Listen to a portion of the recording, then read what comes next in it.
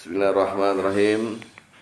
Assalamualaikum warahmatullahi wabarakatuh. Waalaikumsalam warahmatullahi wabarakatuh. Alhamdulillahillazi hadana li hadza wa ma kunna linahtadiya laula an hadanallah. Asyhadu an la ilaha illallah wahdahu la syarikalah wa asyhadu anna Muhammadan abduhu wa rasuluhu la nabiyya ba'dah. Allahumma shalli wa sallim wa barik ala Muhammad wa ala alihi wa sahbihi ajmain, amma ba'du. Fa ya ibadallah, usikum wa nafsi bittaqullah wa ta'atihi la'alakum turhamun. Ma'asyiral muslimin wa saudara mukminin rahimakumullah. Sahabat pengajian Nurul Iman yang saya cintai, sekali lagi mohon dimaafkan atas statement yang telah dikeluarkan sampai membuat Pak Sugeng harus buru-buru ke pengajian ini hanya karena mengikuti perintah daripada ya. Jadi kita masuk ke dalam pertemuan ke-15 mengenai membina keluarga ya, membangun rumah tangga ya. Kemarin kan beberapa bab kita bilang ada kedudukan suami dan istri. Terus bab kedua adalah berumah tangga itu mesti pakai prinsip dasar kan ya. Ada prinsip dasar itu ada 4 kemarin kan, berbuat baik pada keluarga, membina cinta dan kasih sayang, kompak dan harmonis, dan terakhir romantisme. Jadi kelihatannya bikin rumah tangga tuh nggak gampang. Bentuk rumah tangga tuh tidak seindah apa yang pernah dihayalkan ketika kita belum menikah, ya kan? Kalau kita sih waktu sebelum menikah kan enak kali ya hidup sama dia gitu, romantis kali ya hidup sama dia. Ya, terus nanti kalau punya anak mirip siapa, itu dia yang dibayangkan itu sebelum menikah ya. Tapi tidak membayangkan kita harus punya prinsip, kita harus bebas dari dosa kalau perlu, kita harus lebih mulia kalau berumah tangga. Nanti kalau jadi bapak, anak-anak kita didik jadi orang yang soleh. Itu kan semua hayalan tingkat tinggi. Sebetulnya bukan hayalan, tapi cita-cita. Bukan pula dia ilusi atau fiksi, bukan, tapi cita-cita ya. Tapi ternyata agama mengatur sampai detail bagaimana cara berumah tangga itu. Pada prakteknya nanti masing-masing akan mengalami bahwa apa yang dibayangkan yang baik-baik mengenai rumah tangga itu sulit dicapai.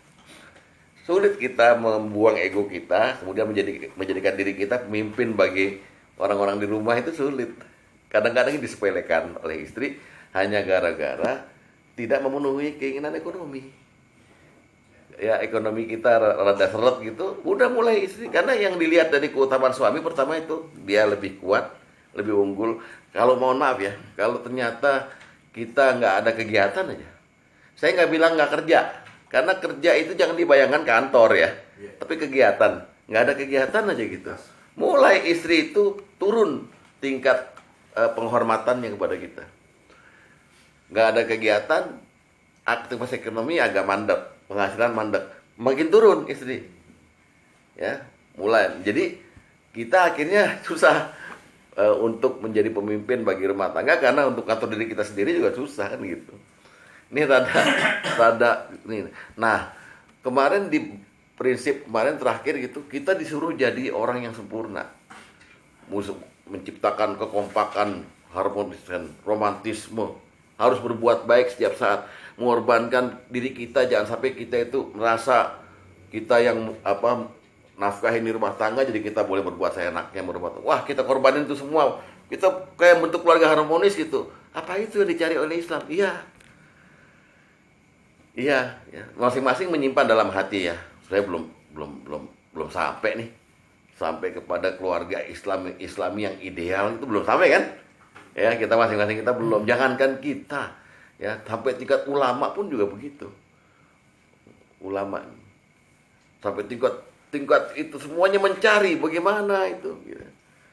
Kalau kita berkaca pada para nabi misalnya, yang terdahulu kan Allah juga menjelaskan dalam Al-Quran, ada nabi yang romantis dengan keluarganya, ada nabi yang gagal dengan istrinya, Ada pula Nabi yang saking banyak istrinya sampai nggak terceritakan bagaimana kehidupan rumah tangganya.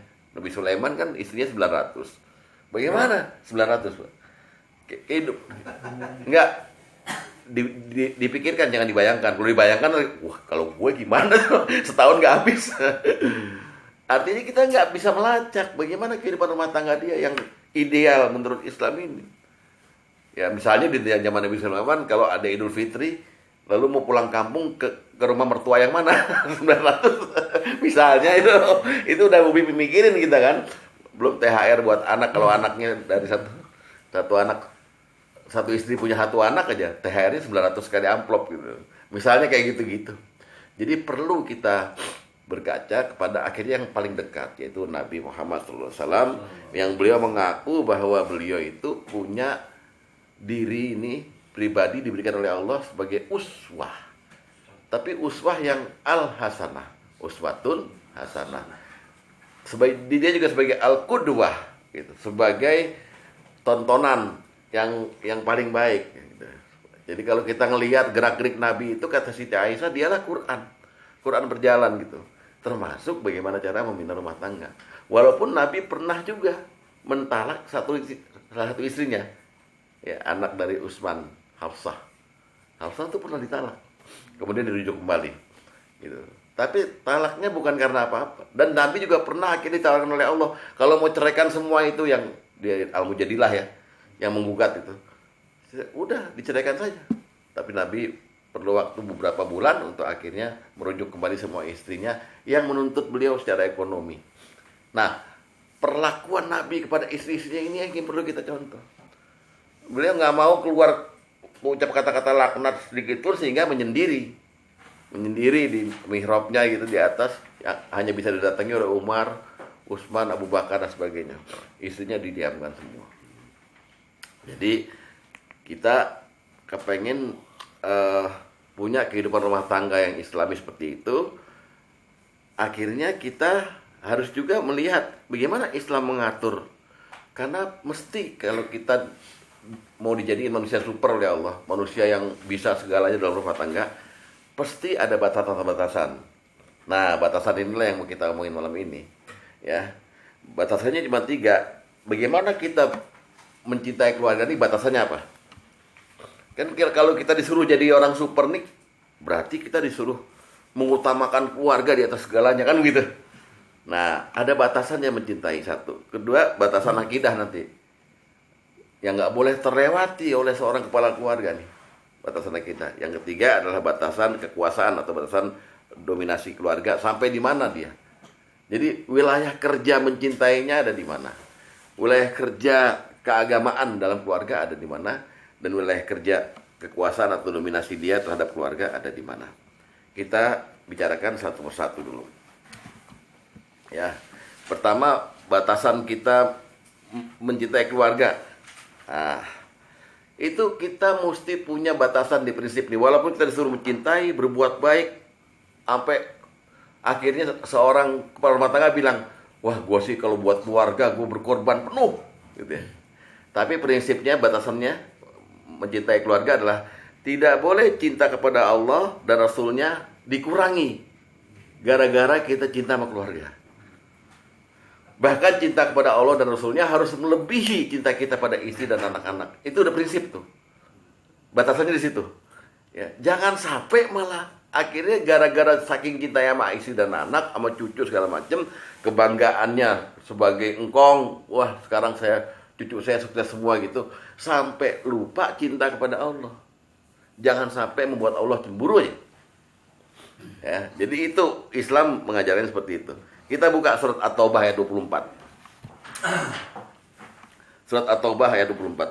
Ayat berapa? 24. Surat 9 ayat 24.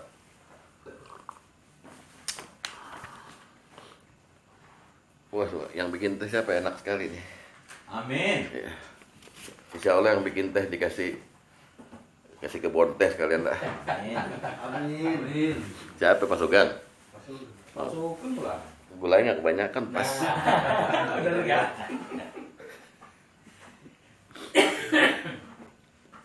Ya, kita lihat dulu, sekarang surat At-Taubah ayat 24.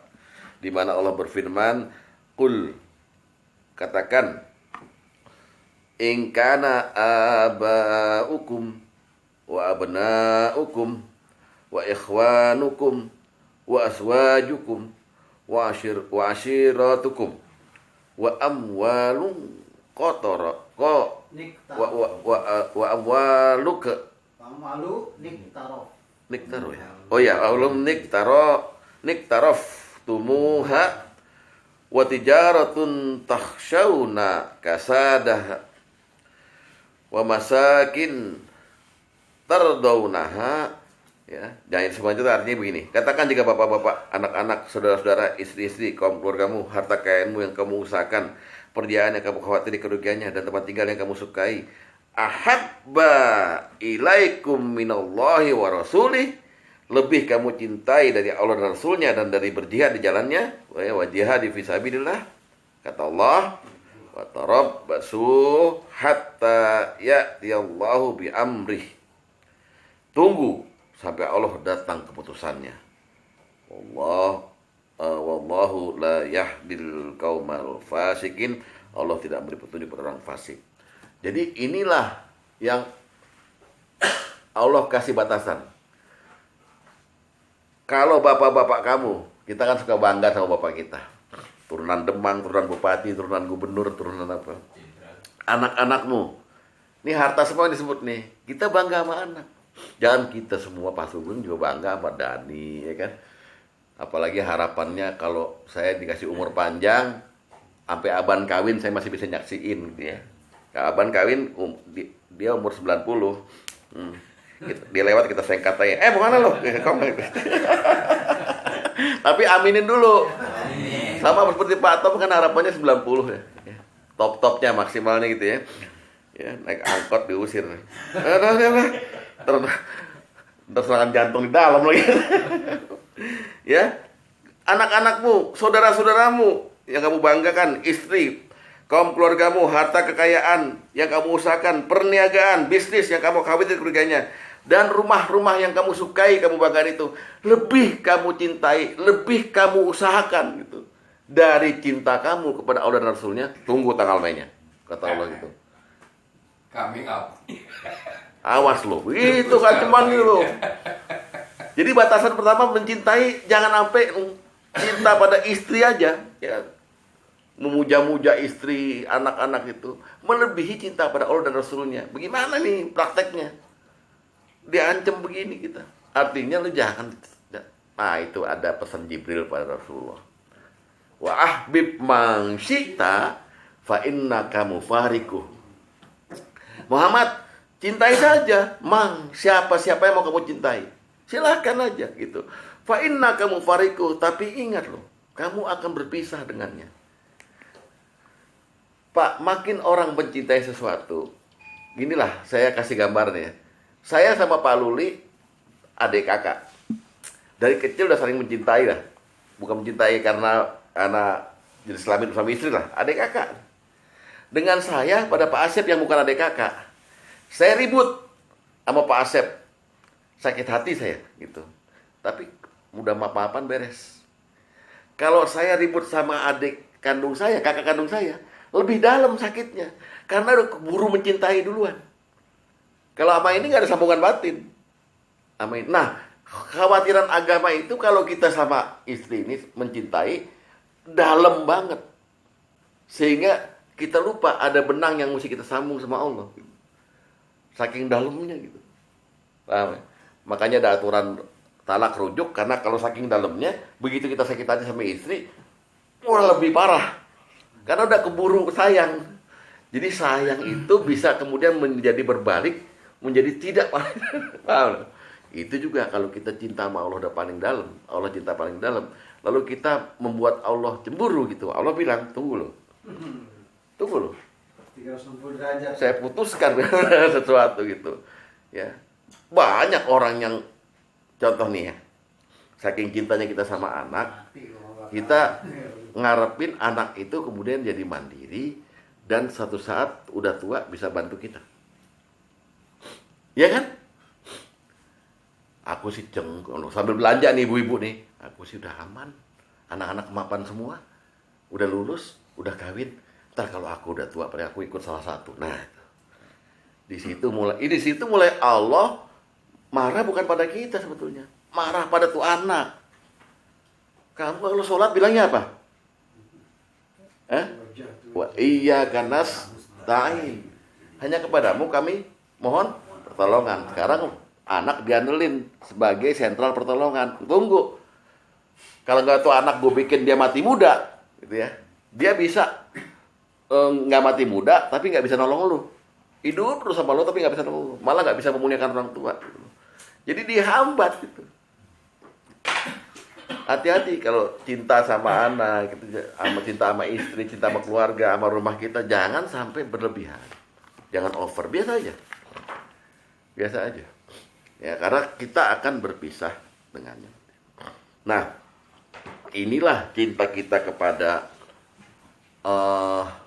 selain Allah ini yang disebut oleh Allah kita membuat andada. Buat tandingan. Padahal Allah berkata dalam Al-Baqarah, "Fala taj'alu lillahi andada." Jangan sekali-kali kamu jadikan tandingan bagi Allah.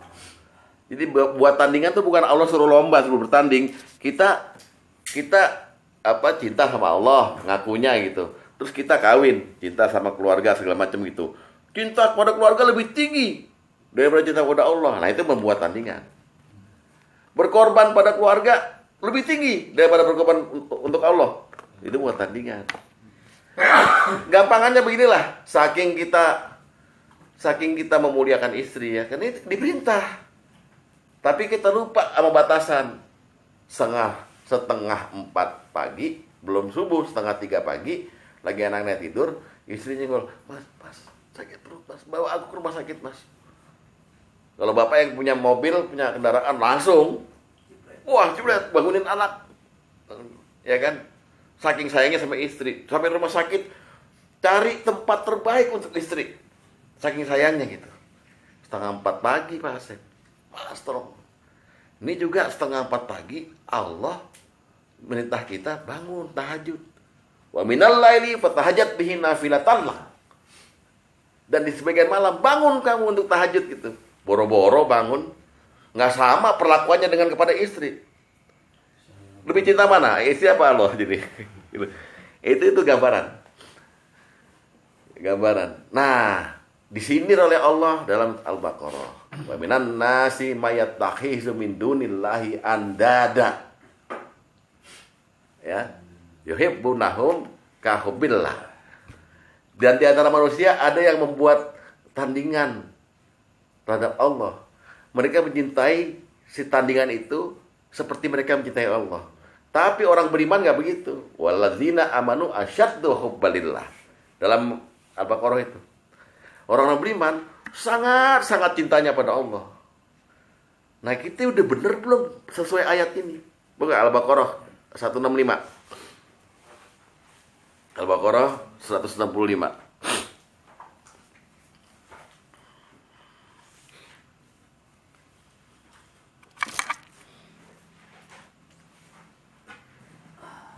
A'udzubillahi minasyaitonirrajim wa minan nasi may yattakhizu min dunillahi andada. Dan di antara manusia ada orang yang menyembah. Ya, di situ disebut menyembah karena saking apa ya? Istilah bahasa Indonesianya apa ya? Untuk Cintanya. iya, bukan berbakti gitu loh. Mengorban diri itu penyembahan. Kayak kita lebih senang duit daripada senang Allah, itu menyembah duit. Kita lebih senang istri daripada Allah, kita menyembah istri, itu namanya, ya. Wa minan nasi may yattakhizu min dunillahi andada. Dan di antara manusia ada orang-orang yang menyembah tandingan selain Allah, min dunillah, selain Allah itu, ya. Nah, terus disebutin nama Allah, sifatnya orang seperti ini, ya. Yuhibbunahum kahubbillah. Mereka mencintai tandingan itu seperti selayaknya mereka mencintai Allah. Tapi walladzina amanu asyaddu hubbalillah. Orang beriman nggak begitu. Orang beriman sangat cintanya pada Allah. Bapak berani udah mengklaim bahwa oh Allah benar nih itu. Saya begitu kok mencintai Allah. Nggak berani, Pak. Kita terlalu jatuh kalau ya kan? Perbandingan cinta kita pada keluarga sama pada Allah kadang-kadang 50-50 aja nggak boleh kok. Harus lebih tinggi Allah. Kalau berhitung-hitung sama dengan kita disuruh sedekah 2,5%. Jadi istilahnya untuk diri kita itu untuk Allah 2,5%, terus untuk diri kita 97,5%. Harus dibalikin. Kalau cinta sama Allah, ya store ke Allah 97,5%. Ya Allah saya 2,5% aja. Mestinya kan gitu. Jadi manusia tidak adil lagi gitu. Jadi ini payah nih batasan satu nih. Mencintai itu nggak boleh Pak, melebihi cinta Allah. Ya. Jadi yang pertama tadi itu bahwa Nabi pernah dinasihatin Jibril, jangan kamu cintai. Boleh silakan mencintai siapapun, tapi ingat kamu akan berpisah dengannya. Kata Sayyidina Ali, sifat harta itu cuma 2. Sifat harta. Kalau nggak dia meninggalkan kita meninggalkan dia. Harta nih, harta kan ada anak, ada emas, perak, bangunan, saudara-saudara, ya keturunan tuh harta tuh semua. Sifatnya cuma 2 kata Ali. Kalau nggak dia ninggalin kita ninggalin dia. Kalau nggak dia ninggalin kita yang ninggalin dia. Bisa ya Pak itu. Termasuk syukur, saya nikmat syukur pada Allah tidak ada terhitung nilainya. Nikmat sama istri ya bisa hilang begitu aja kan. Hilang begitu kan. Jadi apa yang mau Bapak cintai selamanya dari istri, dari anak itu? Mana? Karena kalau nggak Bapak duluan Istri ya. mampus, Istri ya. Ya iya. Mampus. Tadi ditanya, baru dicabut nyawanya, ditanya di alam kubur gitu. Apa yang kamu lakukan untuk mencintai Allah? Bukan manro buka duluan Mas Sugeng. Manro buka belakangan dah. Ya, manro buka itu kan pertanyaan mencintai Allah itu bagian dari manro buka. Siapa Tuhanmu? Apa yang kamu lakukan buat mencintai Allah? Wah, nggak ada waktu. Saya pulang malam, pergi pagi, nggak lihat matahari, hanya untuk keluarga. Berarti nggak asyaddu hubbalillah, nggak mencintai sangat-sangat kepada Allah. Sabet, buka baju, sabet. Buka baju, buka kafan. Sabet, kafan disuruh buka dulu. Begitu, ya. Kalau sekedar ingat aja masih diringankan nggak? Ya, seperti kan saya kebelet sakit perutnya. Jam 3 saya ini. Iya. Udah biar gitu, enak. Abis itu niat tahajud, Iya, tapi entar dulu lah tidur aja. ketiduran lagi. Itu sedekah dari Allah. Ya, itu nggak apa-apa itu ya. Kalau 3 hari berturut-turut begitu ya disiksa juga. Ya, jadi ada yang orang sangat konsentrasi banget mencari sesuatu untuk satu kebahagiaan yang semu. Ada orang punya uang 5 miliar, bangga banget Pak. Ini nyarinya ini 10 tahun Pak Haji, katanya. Saya udah saldo 5 miliar. Besoknya dia telepon saya lagi, Pak Haji, orang tua saya kanker. Saya mesti bawa ke Guangzhou. Biayanya Pak Haji 4 miliar 900 juta. Duitnya tinggal 100 juta. Lo nyari 10 tahun cuman buat bayarin orang tua lo. Karena lo cinta sih. Lalu Allah kirim itu musibah. Supaya dia jangan terlalu mencintai uangmu. Itu semua dari aku kan begitu. Jadi kita mencintai itu ada terminalnya. Kalau kita mencintai seorang perempuan, kita harus mencintai orang yang menciptakan perempuan itu. Kita kagum pada perempuan, kagum sama yang menciptakan perempuan itu. Itu intinya mencintai Allah melebihi gitu loh. Paham ya? Nah, itu dia. Susah kan? Ya, jadi mana bisa kita begitu. Tapi kita usahakan. Batasannya seperti itu pertama. Batasan mencintai ya. Buka hadis nomor 1. Bapak udah bikinin teh tapi boleh juga nyoba teh. Pahalanya banyak, Pak. Muter. Oh, enggak. Oh, dia enggak mau muter ya. Makanya setengah. Berkurang lagi pahalanya. Kalau kurang kan ngambil lagi kalau begini. Oh, kalau kurang ambil lagi. Ya, ya. Ini nggak adil Tate. Hah? Anything I do it. I do it for you. Everything I do it for you. Ya itu perkataannya sih itu kan. Yang pertama tadi Iya. Kalau orang beriman juga. Padahal apa yang segalanya kita lakukan sebenarnya untuk Allah, bukan buat siapa-siapa. Itu mata Buddha. Ada begini ada pinternya. Anak siapa dulu dong tuh? Anak siapa? Anak ciptaan Allah, gue bilang. Emang kok bukan ciptaan Allah? Itu permainan kata-kata kalau itu. Ya. Nah, suatu hari ada Jibril datang kepada Rasulullah, hadis nomor 1. Atani Jibrilu alaihi salam faqal.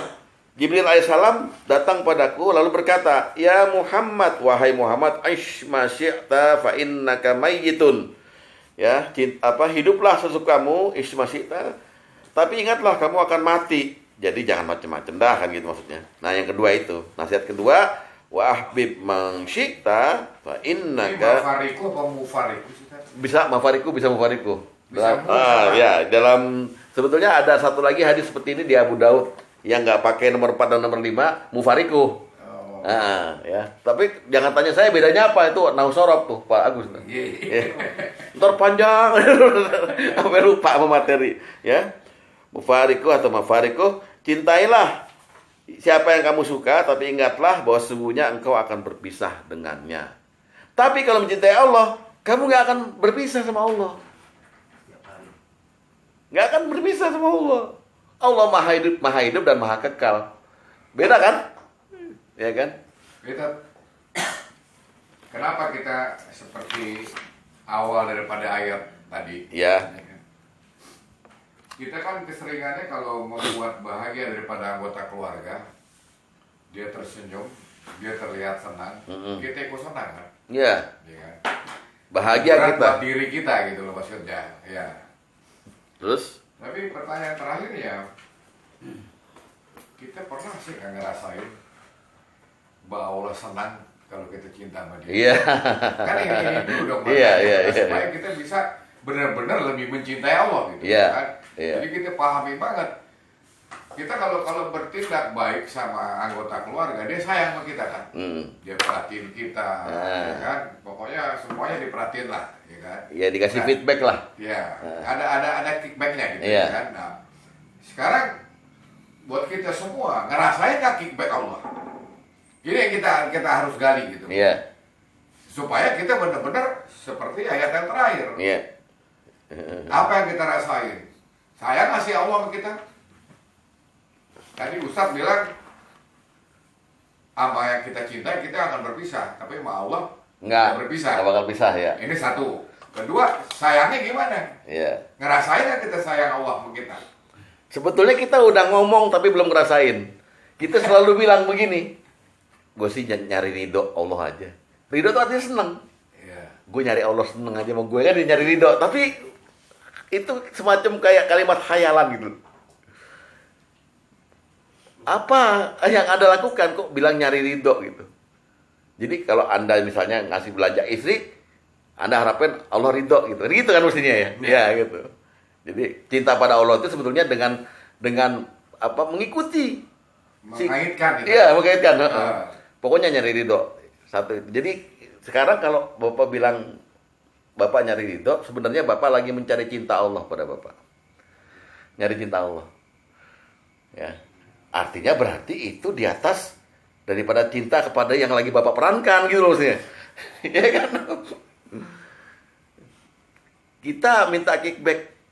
Bukan minta kickback, dapat kickback dari keluarga, dapat pasti. Makin kita memakmurkan keluarga, makin keluarga memuliakan kita kan gitu. Ya, apalagi kalau kita udah mati nanti, bapakmu itu almarhum ini, ya Allah nggak pernah ngeluh kalau kerja. Buat kita semua ini, apa juga yang kita minta dikasih kan gitu, ya kan? Nah, bisa nggak Allah juga berpendapat seperti itu terhadap diri kita gitu? Oh, makhlukku ini ya, aku nggak suruh, dia melebihi tugas-tugasnya. Wah, ini bisa membuat satu, itu makanya saya bilang, buatlah satu amalan yang Allah itu senang. Dan Rasulullah contohin, ada seorang perempuan pelacur yang kehausan lalu ambil air di sumur, tiba-tiba dia melihat anjing lewat. Di situ ada titik temu antara cinta Allah ya kepada kita dengan cinta kita kepada makhluk yang Allah ciptakan itu. Kasihan tuh anjing. Saya ambil lagi deh pakai sepatu saya, airnya kasih dia. Allah mengampuni dosa-dosanya. Di situ maha adilnya Allah kan itu ya. Jadi kita mencari ridho. Gitu Pak, caranya. Mencari ridho, sekarang jangan hanya di bibir aja. Saya sih gini nih nyari ridho Allah. Maksudnya nyari Allah senang. Melakukan sesuatu yang kita perkirakan Allah akan ridho, Allah akan senang sama kita gitu. Dan kita yakini pasti ada kickback ya. Pasti ada, pasti. Yang kedua, kalau mau cari kickback gampang aja. Ada statement Allah di Ibrahim ayat 14. Wa in ta'azana rabbukum la in syakartum la azidannakum. Wa la in kafartum inna azabi lasyadid itu. Ayat 7. Iya, Ibrahim ayat 14 ayat 7 ya. Ayat 7 ya.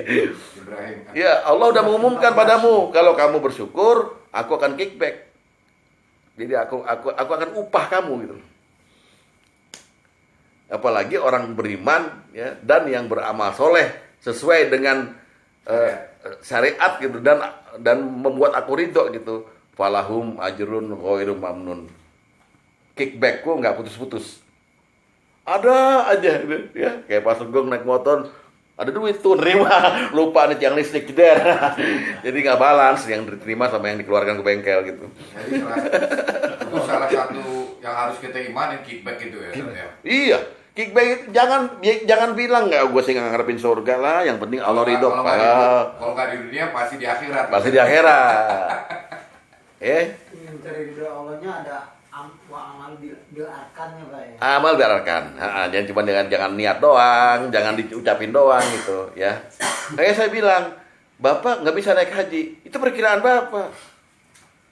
Itu betul-betul perkiraan Bapak sebagai manusia. Kelemahan Anda dalam menghitung-hitung. Allah punya hitungan sendiri. Makanya diniatkan. Ya Allah, sampaikan saya depan Ka'bah untuk haji karena ini rukun Islam.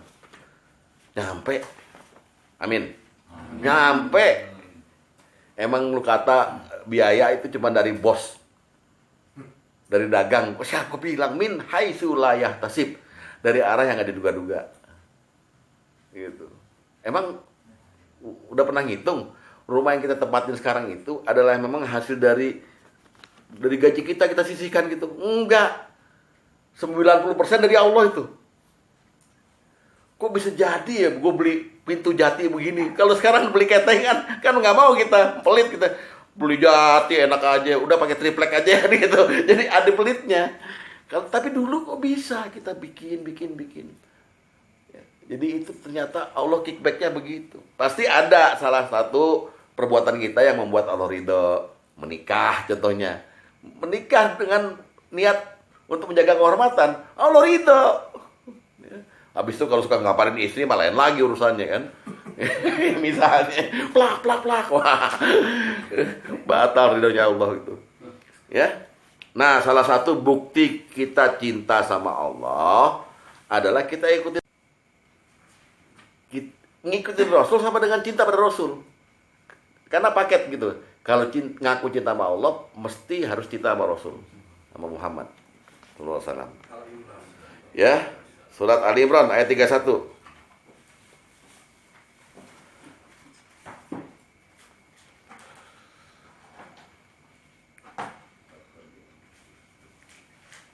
Qul, katakan Muhammad kepada anggota pengajian di Pamulang, khususnya kepada Pak Ino. In kuntum tuhibbunallah fattabi'un. Jika kamu benar-benar cinta pada Allah, ya, cintamu nggak palsu, maka salah satu tandanya adalah kamu ikut aku. Jadi ikut. Jangan salah paham tentang ikut Nabi. Kalau kita letterlek dengan terjemahan ini, maka kita itu disuruh ikutin Nabi secara fisik. Nabi ke utara, kita jalan di belakang Nabi, itu ikut Nabi. Fattabi. Ya, tapi kalau kita memaknai ya dengan berbagai macam tafsir Al-Maraghi segala macam, ikut yang dimaksud adalah kita meniru. Apa yang ditiru? Ini juga ya. Kalau kita suruh niru, sallu kama ra'aitumuni usolli, salatlah kamu sebagaimana aku salat gitu. Nggak bisa kita jadi umat Islam. Gagal kita, udah nggak bisa. Karena Rasulullah sudah wafat kan gitu. Jadi bukan meniru fisiknya, tapi kita tiru jalan pikirannya, akidahnya, sikap dan pendiriannya tentang hidup ini, akhlaknya, itu kita tiru. Nanti yang lain-lain ngikut sendiri akhirnya. Ya, yang lain-lain ngikut sendiri otomatis gitu. Jadi jangan berambisi untuk Rasulullah pakai jubah, saya juga pakai jubah gitu. Bahaya. Tapi 1% patung sudah mengikuti.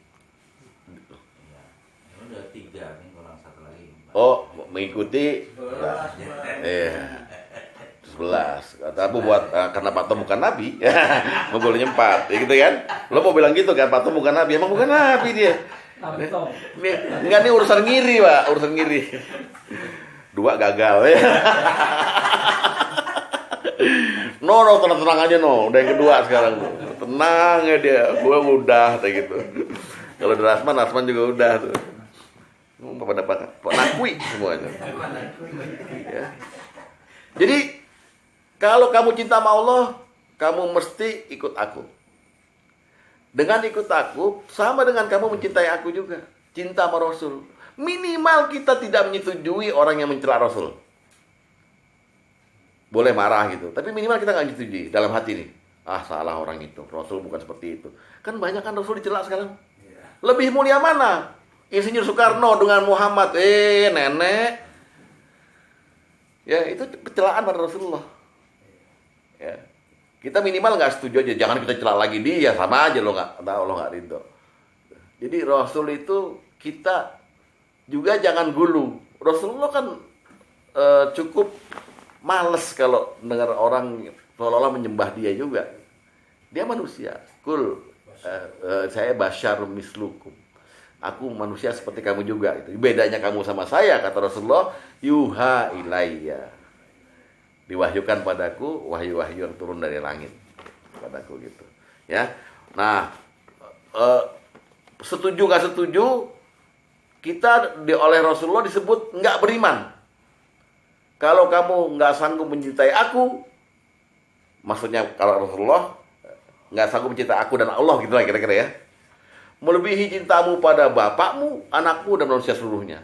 La yu'minu ahadukum hatta akuna habba ilaihi mim walidihi wa waladihi wan nasi ajmain.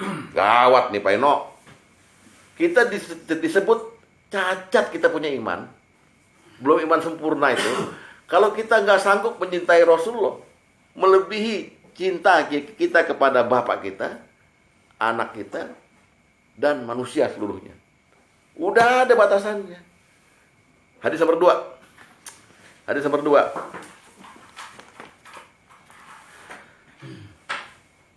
Dari Qatadah, dari Anas, ya, mereka berkata, an Qatadah, an Anasin qol. Qala Nabi SAW bersabda, la yu'minu ahadukum, tidak beriman kalian ini, ya. Hatta akuna habba ilaih mim walidihi wa waladihi wan nasi ajmain. Sampai kalian sanggup mencintai aku, kata Rasul, melebihi cintamu pada orang tuamu, anakmu dan manusia seluruhnya. Udah ada batasannya kan? Ini batasan. Begitu cinta kita pada harta dan pada orang kekasih kita, istri kita, anak kita lebih daripada cinta pada Allah dan Rasulnya, maka kita disebut tidak beri. Alias kafir deh. kafir. Nggak ada kita setengah iman, setengah kafir. Nggak ada setengah-setengah gitu. Orang itu alhamdulillah ya, udah beriman, udah hampir beriman. Nggak ada. Iman, kafir. Maka Rasulullah bilang, la yu'minu ahadukum, tidak sempurna kamu punya iman. Ya, orang cacat tuh Pak. Artinya kurang imannya. Hatta akuna ahabba ilaihi mim walidihi wa waladihi wan nasi ajmain. Jadi sempurna kamu punya iman kalau kamu cintamu pada aku, maksudnya pada Rasulullah itu, ya, udah di atas cintamu pada yang lain. Pada bapakmu, pada anak-anakmu, pada manusia seluruhnya. Gimana? Apakah sanggup? pura-pura nulis semuanya. Nyatet. Sanggup nggak mencintai Allah dan Rasulnya melebihi? Biasanya yang sanggup-sanggup begini yang memang lagi menghindar dari permintaan istrinya. Bininya minta emas 20 gram gitu. Kok begitu ya? Karena nggak punya gitu. Ya udah, saya lebih mencintai Allah dari kamu, buat senjata ke bini malah. Ya, tapi inilah aturan Islam. Ya, biasa aja cinta itu. Jadi kalau untuk satu saat berpisah nggak sakit-sakit banget gitu loh. Nggak sakit. Saya masih punya Allah kok. Ya, saya masih punya Allah. Gitu. Paham nih tujuannya utamanya gitu. Dan kalau kita bisa mencintai Allah dan Rasulnya, ya, dengan sungguh-sungguh, kita baru disebut oleh Rasulullah bisa merasakan lezatnya, manisnya iman. Selama ini udah merasain belum? Kalau kita beriman tuh kita lezat, manis hidup nih. Mungkin belum. Cuman hati tenang doang. Padahal mencintai itu nggak bikin tenang hati. Yang bikin tenang hati adalah ala bi zikrillahi tatmainul qulub. Zikir pada Allah. Jadi cinta itu nggak bikin tenang sebetulnya. Ya. Gitu. Iya. Coba kita lihat hadis nomor ke-11.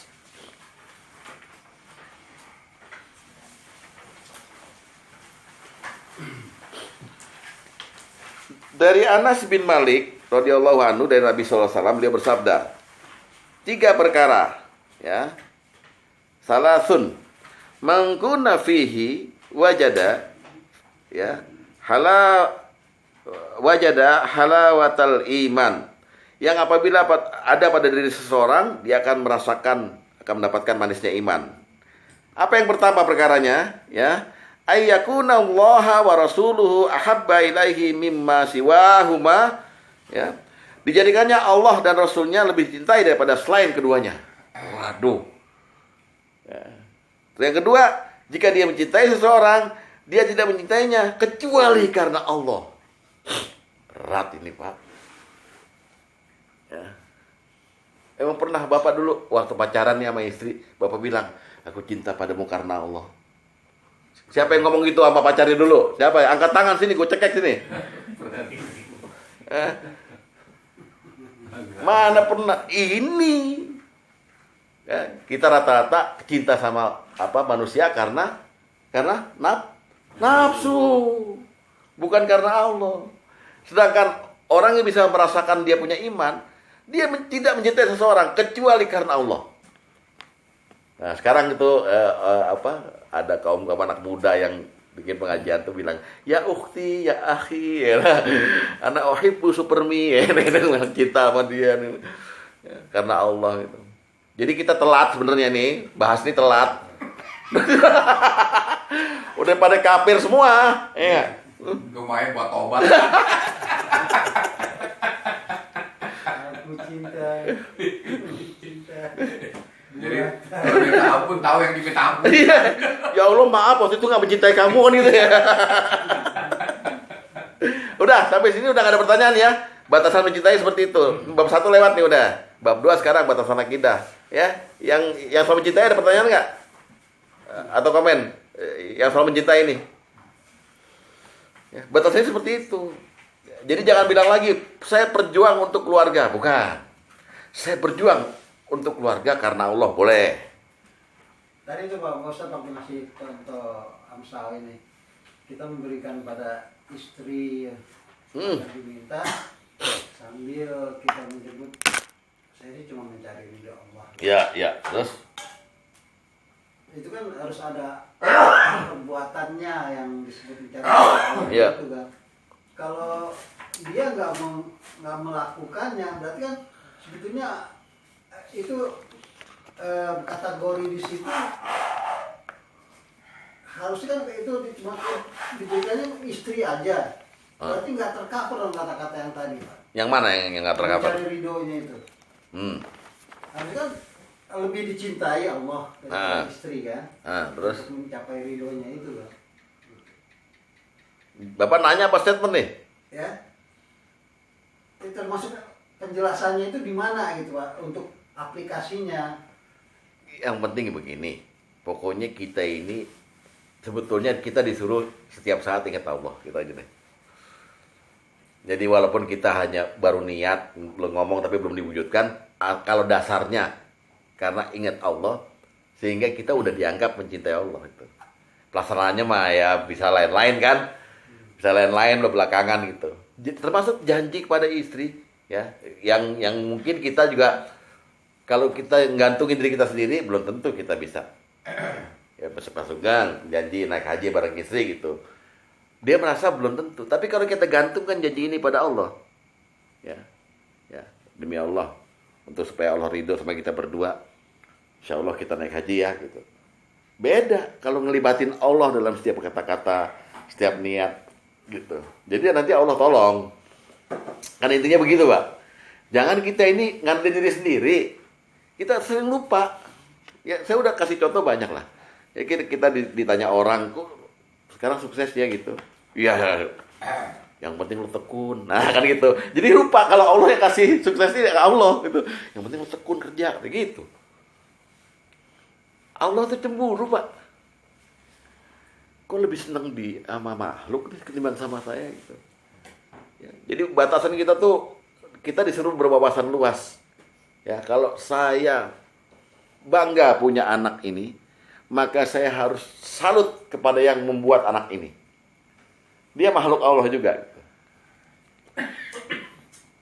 Nih. Ada orang utang sama bapak 20 juta. Janji bulan depan bayar. Bulan depan tanggal 1 gak bayar. Ditagih, menghindar. 2 hari lagi kita lihat dia beli motor baru gitu. Gimana perasaan Pak Asep?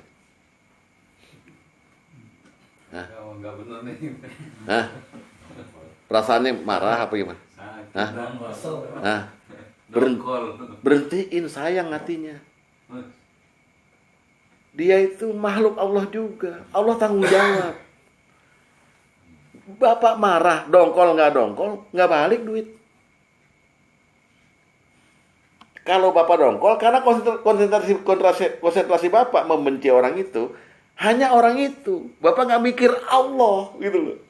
Nah, itu gitu. Kalau kita mencintai juga begitu. Mikirnya ke Allah, bukan mikirnya ke yang kita cintai, gitu. Ya, kita kagum sama istri lah. Istri diet, tadi dia gemuk gitu, terus jadi bagus, seksi gitu.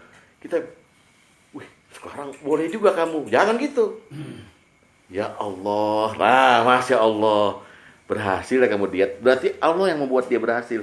Itu jadi supaya membuat Allah gak cemburu gitu. Pak Agus, libatkan Allah. Ya, libatkan Jadi, Allah. Ustaz, setiap apapun dari pembicaraan, ajaklah Allah ya. Misalnya, gimana sih ini tukang jamu nggak bayar-bayar? Sabar dong. Minta sama Allah. Kalau nggak minta nanti diganti sama Allah. Misalnya itu, ada kucing gimana? Itu makhluk Allah. Jadi semua apapun itu yang dibicarakan si istri ataupun si anak itu ajak Allah. Ya, betul Pak. Ya, itu tumben kayak orang bener nih. Bukti Ustaz. Tapi kan percikan musuh mercikin ya kan. Biasanya kan takut kita kan orang mercikin dikepret, iya ya enggak. Hadir kagak gue jadi Terus? Alhamdulillah bangun. Jadi terus gitu. Iya. Makanya gimana? Apapun ya kita tetap minta sama Allah dulu. Mau ngepretkin ini kan mukanya kan. Bismillahirrahmanirrahim. Buat tahajud. Iya. Suruh tahajud gitu. Pakai air ledeng? Air. Ya. Aqua? Kita kan air, habis wudhu kan masih ada sisa basah. Oh. Iya. Lain kali pakai cuka aja. Tadi bilang, lu beli pempek di mana? Gimana? Raki. Justru kalau waktu saya bekerja gitu, saya ketemu istri, pas ya dia marah terus. Tapi yang semenjak saya nggak kerja, saya juga kalau mau marah ntar dia ini gimana gitu ya. Ya gue udah nggak kerja, nggak masih bodo amat lu marah sama gue. Tapi dia justru malah ya patuh gimana saya marah gitu ya. Contoh tadi saya makan, kan udah saya taruhin, biasa habis saya marah gitu dia udah diem kan. Terus dia malah yang mau mulai gitu. Bilang, Wah lu takut juga, padahal gue udah gak kerja kalau gue marah loh. Berarti Bapak dinilai dimuliakan sebagai manusia, bukan karena kerjanya. Ya. Wah, surga tuh istri Bapak. Satu lagi, ini maaf bukan saya ini. Apa Haji. kalau ini kalau ngasih uang belanja begitu, wah ini kurang. Loh, kita cuma lain sakatum aja dah, bukannya lo. Iya.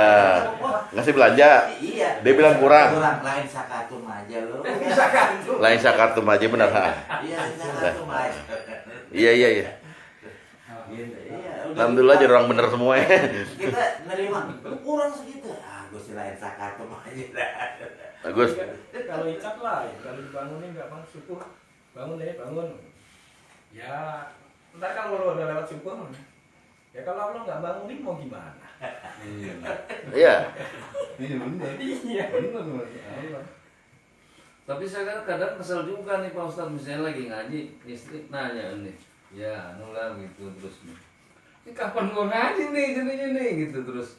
Misalnya lagi di kerjaan juga lagi baca Quran. Bini telepon, ya apa lagi? Nah, lagi jawab terus nggak lama telepon, ya gimana kagak selesai. Kadang-kadang kesel gitu juga. Ya, tapi kan kita mesti kembalikan pada Allah begini. Nggak ada kejadian tidak seizin Allah. Iya semua kan. Ya, artinya begitu Bapak ngaji kan Bapak lagi bermesraan dengan Allah lah gitu ya. Tiba-tiba istri telepon. Yang bikin istri menggerakkan nomor telepon siapa? Allah juga. Jadi tetap dibagi. Cuman porsinya jangan kemudian setelah selesai telepon lama gitu, kurangnya ditinggal kan begitu. Nanti Allah bilang, lebih cinta dia nih ya. Tunggu tanggal mainnya. Kata itu, kata Quran. Ya. Nggak, ini balasannya ancamannya nggak main-main. Kafir. Ya kafir itu julukannya, tapi ada kejadian yang akan menegur Bapak itu. Iya, ada kejadian. Kalau saya berpendapat Iya. balik lagi kepada tadi, beranjak daripada sifat manusia yang sangat matematis. Ya. Give one, get two. Give one, get one minimum. Ya kan? Buy one get two. Kurang lebih begitu. Terus? Jadi berdasarkan itu, saya melihatnya sekarang bagaimana supaya kita mencintai Allah untuk lebih daripada mencintai yang lainnya. Iya. Ya kan? Kan di situ intinya. Iya. Pertama, menurut saya, berdoalah supaya gimana kita cinta dia. Ya kan? Berilah penampakan-penampakan dalam kata positif. Iya. Bahwa kalau aku mencintai, kau akan mengasihi dalam segala aspek. Urusan dimudahkan, yang berat diringankan, Ya. kan, yang jauh didekatkan, gitu loh kan. Ini udah senada sama Rasul. Belajar dulu gimana mencintai Allah ini. Iya. Oke. Jadi itu pendapat saya gitu loh. Bukan pendapat, itu betul, itu sesuai. Ya. Sama kalau hanya bilang kamu akan tidak beriman kalau kamu tidak gini. Tapi how to love the God now. Baik, oke. Jadi Nah, ini yang kita harus pelajari, how to love the God. ya udah, kalau gitu sekarang direkam ya. Ini kan direkam di YouTube juga. Coba ikuti saya. Ya, ikuti setiap kata-kata saya. Ini perkataan Rasul dalam rangka pertanyaan Pak Tom ini. How to kan? Ya, Rasul. Oke. Bismillahirrahmanirrahim. Bismillahirrahmanirrahim. Illahi anta maksudi. Ilahi anta maksudi. Artinya, ya Allah, engkaulah tujuanku. Waridoka matlubi. Waridoka matlubi. Waridoka matlubi. Dan cintamu yang aku cari. Dan cinta. Ya, jadi ya Allah, engkaulah tujuanku dan cintamu yang aku cari. Terus, atini mahabbataka. Ayo. Atini mahabbataka. Atini mahabbataka. Berikanlah aku cara, bagaimana cara mencintaimu. Wa ma'rifataka. Dan cara mengenalmu. Itu Rasul yang doa, bagaimana kita. Ya, jadi doa ini Pak, kalau malam, Illahi anta maksudi. Ya Allah, engkau adalah tujuanku. Waridoka matlubi. Dan cintamulah yang aku tuntut, yang aku cari. Atini mahabbataka. Berikan aku petunjuk bagaimana cara mencintaimu. Wa ma'rifataka. Dan cara mengenalmu. Jadi kuncinya mengenal Allah. Kalau kita udah kenal sifat-sifatnya, kita menghindar dari sifat marah dia, kan gitu. Kita bikin action yang bikin senang dia gitu. Rasul masih mencari terus tuh dengan doa begitu. Jadi how to adalah kita minta sama Allah. Ntar dikasih kejadian-kejadian, ya kan? Kejadian-kejadian. Iya, ilahi anta maksudi waridoka matlubi. Matlubi. Iya. Matlubi artini mahabataka wa marifataka. Persis. Berarti ustadznya bener ngajarnya. Bener. Ya udah pulang dah. Share, iya ini Apa? mau di-share nanti di-share. Di-share ya. Itu udah ada di- Itu doa Rasul tuh. Sahih. Berarti pertanyaan patem bukannya pendapat itu. Memang betul yang Rasul tanyakan juga pada Allah. How to? Iya, Iya. Ayo dong Allah, kasih dong saya. Saya kan manusia lemah aja, cuma ciptaanmu. Tapi kau tuntut aku cinta padamu, asyaddu hubbalillah. Gimana caranya? Makanya kita minta, atini mahabbataka. Berikan aku bagaimana cara mencintaimu. Caranya ini gimana nih? Ya kan? Ilahi anta maksudi. Wadidoka matlubi, atini mahabbataka. Gampang dihafalkan, cepet. Itu dizikir apa? Mesti apalin. Di sharing nanti sama Pak Yanto. Ada di grup. Boleh antum kirim-kirim kan. Gampang nanti.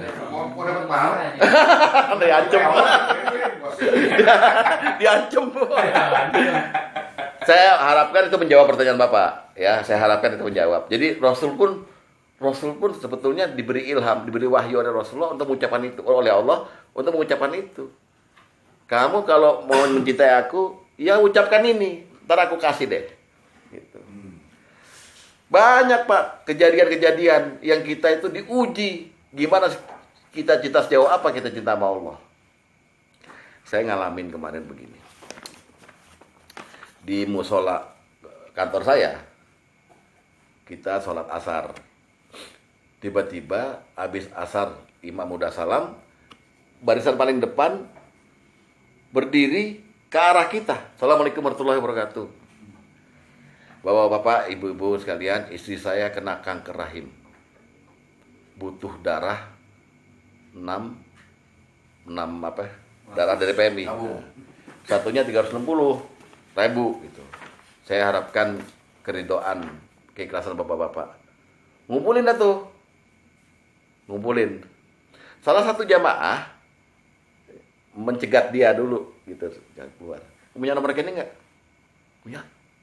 Mana? Kasih nomor rekeningnya, nomor teleponnya. Ditransferlah dua tabung darah, jadi 760. 720. Nggak lama orang itu udah ditransfer, dilaporin dong.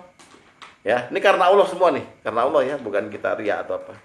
Dilaporin, Pak, saya udah transfer untuk istri Bapak 2 kantong darah. Ya, di samping itu si orang yang udah transfer ini ngomong sama bosnya lagi yang dermawan. Ya, ini saya tadi habis nyumbang ini, kalau bos mau ikut-ikutan gitu. Oh iya, saya ada yayasan, kata bos itu. Tinggal orang itu ntar suruh selain KTP aja. Fotokopi KTP dia, fotokopi KTP istrinya, terus suruh dia cerita bagaimana, di mana dirawatnya, di kamar apa segala macam. Udah. Orang ini lapor kan ke yang minta tadi, saya udah transfer gitu. Besoknya dia WA lagi. Dari musola kemarin terkumpul 1 kantong darah, dari Pak Haji 2 kantong darah, jadi 3. Masih kurang 3 Pak Haji, mohon. Lalu Pak Haji bilang begini, saya minta kopi KTP-nya. Dan sesuai dengan pesan bos, agar dibantu gitu. Dan kopi KTP istri. Dan tolong ceritakan dirawat di mana. Balik dia, WA-nya dibalas sama dia, kalau mau ngasih yang ikhlas aja. Kayak Rasulullah, kalau ngasih gak nanya foto KTP segala macem. Loh, kok marah-marah? Paham nggak? Paham nggak? Ya ini balas lagi, Bapak, jangan buru-buru menuduh, bersihkan hati Bapak.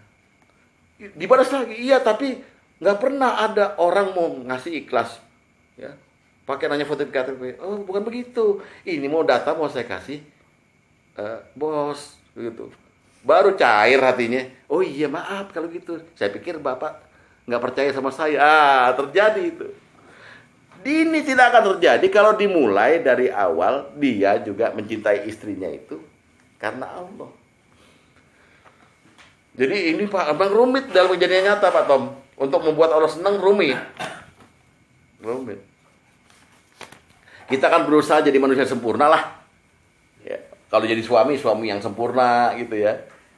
Ya, tapi di hadapan siapa sempurnanya? Di hadapan Allah. Ya. Maaf ya, Bapak meninggal duluan. Istri itu sedihnya cuma masa idah doang. Ya. 4 bulan seorang istri gak disentuh suami, aus Pak. No, lo pulang sebulan sekali, jangan 4 bulan sekali. Tadi nyari cowok lain. Bagaimana istri kita yang ditinggal sama kita? Ditinggal mati. Dia pasti nyari lagi. Jadi cintanya sama kita ya cuma sebatas umur kita. Iya nggak? Sebatas umur kita aja. Apalagi sebatas kita masih bisa memberi nafkah batin dan lahir. Ada di viral di WA kemarin, seorang istri nyiksa suaminya yang stroke, orang Cina. Lihat nggak tuh? Kalau bukan karena Allah dia waktu dia sehat, nggak bakal dia begituin. Ya, jadi bagaimana caranya? Setiap orang dikasih sesuatu yang berlainan pasti. Caranya melewati satu peristiwa-peristiwa tertentu. Kalau saya namakan penampakan.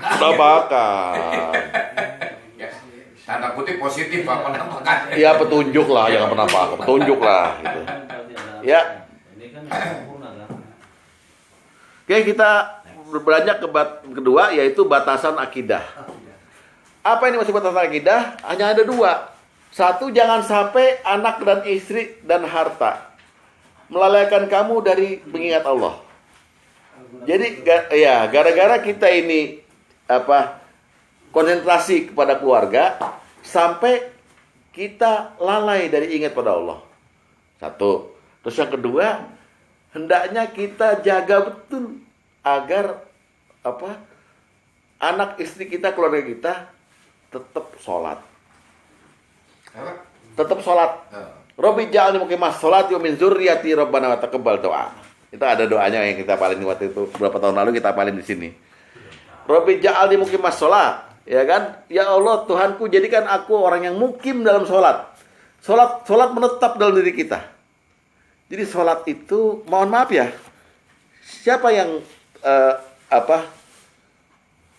setuju dengan kaidah fikih bahwa sholat fardu itu wajib? Sholat itu bukan kewajiban. Sholat juga bukan kebutuhan. Jangan terlalu menghina. Tapi sholat itu penghormatan dari Allah pada kita. Kita disuruh sholatnya. Hayya 'alas sholah. Allah lagi menghormati makhluknya. Ayo, kamu menghadap saya. Kamu orang yang terpilih menghadap saya. Kenapa? Karena nggak semua orang bisa menghadap itu. Jadi kita dikasih kehormatan. Sama kayak Jokowi kasih jadwal buat kita. Bukan kebutuhan. Bukan pula kewajiban, tapi penghormatan. Masa dihormatin Allah nggak mau?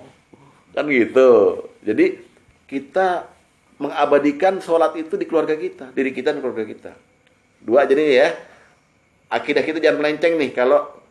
Kalau kita udah berkeluarga, membina rumah tangga, 1 ya kalau mencintai jangan terlalunya, tapi lebih harus mencintai Allah.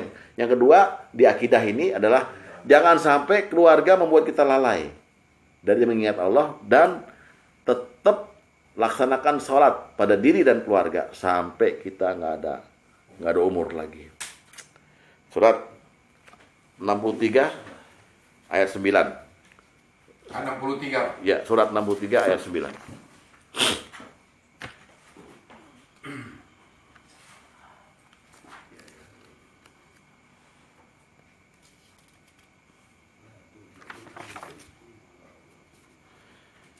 A'udzu billahi minasyaitonir rajim. Ya ayyuhalladzina amanu la tulhikum amwalukum wala auladukum an zikrillah. Hai orang beriman, janganlah hartamu dan anak-anakmu ya, harta termasuk istri ya, melalaikan kamu dari mengingat Allah. Lihat, wa man yaf'al dzalik, barang siapa yang berbuat kayak begitu, faulaika humul khasirun, rugi. Orang-orang termasuk orang yang rugi. Jadi keberadaan harta dan anak-anak, keberadaan istri, keberadaan rumah, keberadaan segala macam yang kamu usahakan itu jangan membuat kamu lalai. Lalai dari ingat Allah gitu. Gini loh, salah satu minimal lalainya begini.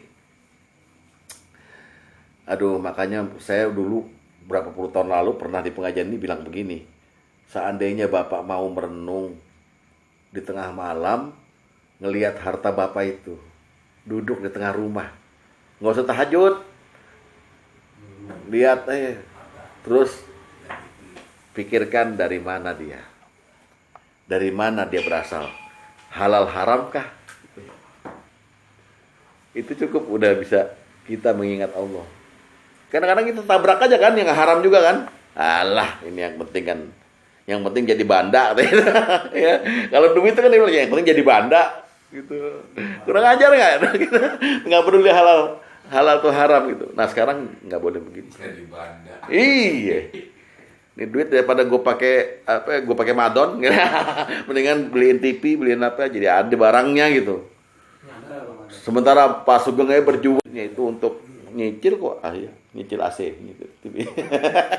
Ini yang lalai ini yang saya bertolak belakang Dengan ya sama ayah anak kita ya.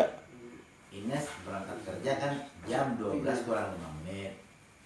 Oh tinggal molohor dikit lagi. Iya. Terus? Nes, abis zuhur aja. Ya kalau abis zuhur telat kan. Nah. Nanti bapak sholat di jalan aja pas ini. Ya serba salah kan. Kalau kita ini 40.000 buat orang. Terus? Ya kita ngalah kan. Kita berangkat tuh. Ya dari sana kan habis udah ngedrop kan, ya sholat di jalan gitu Pak pas ini. Tapi ya saya malas lagi ya, tetap saya balik sholat di rumah.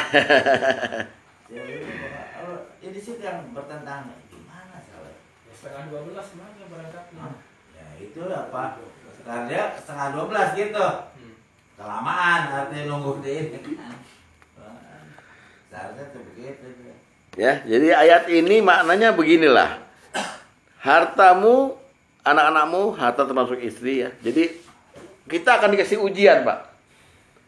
Ujian kita di dunia ini harta dan wanita.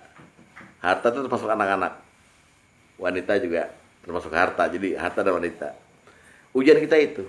Kalau kita konsen kepada dua ini boleh. Tapi batasannya jangan lalai dari Allah. Jangan lalai dari mengingat Allah gitu loh. Jangan mengklaim keberhasilan karena dirimu, karena itu dari Allah. Jangan mengklaim juga bahwa kegagalan itu adalah karena Allah. Itu nih ya, tapi karena dirimu. Gitu. Jadi itulah yang namanya nggak lalai mengingat Allah. Jadi ujian pertama manusia adalah harta. Coba hadis nomor 14 kita lihat dulu. 14.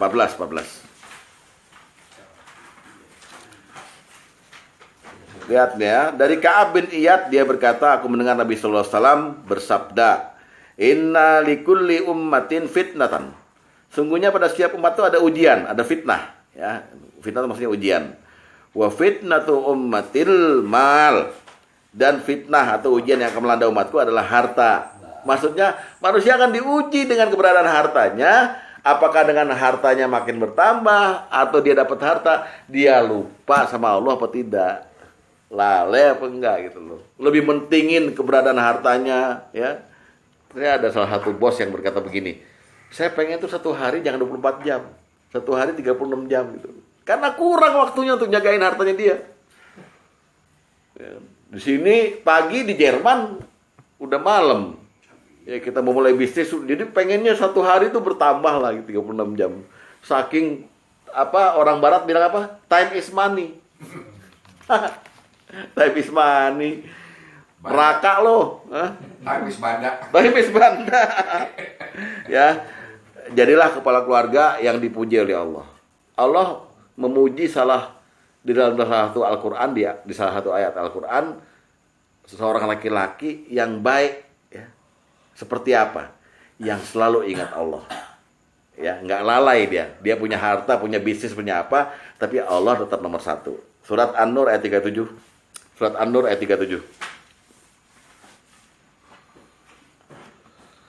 Surat An-Nur ayat 37 ini ada 5 aspek yang Allah puji dari seorang laki-laki. Mudah-mudahan kita termasuk ini ya. Amin. Walaupun mungkin kita lagi berusaha ya.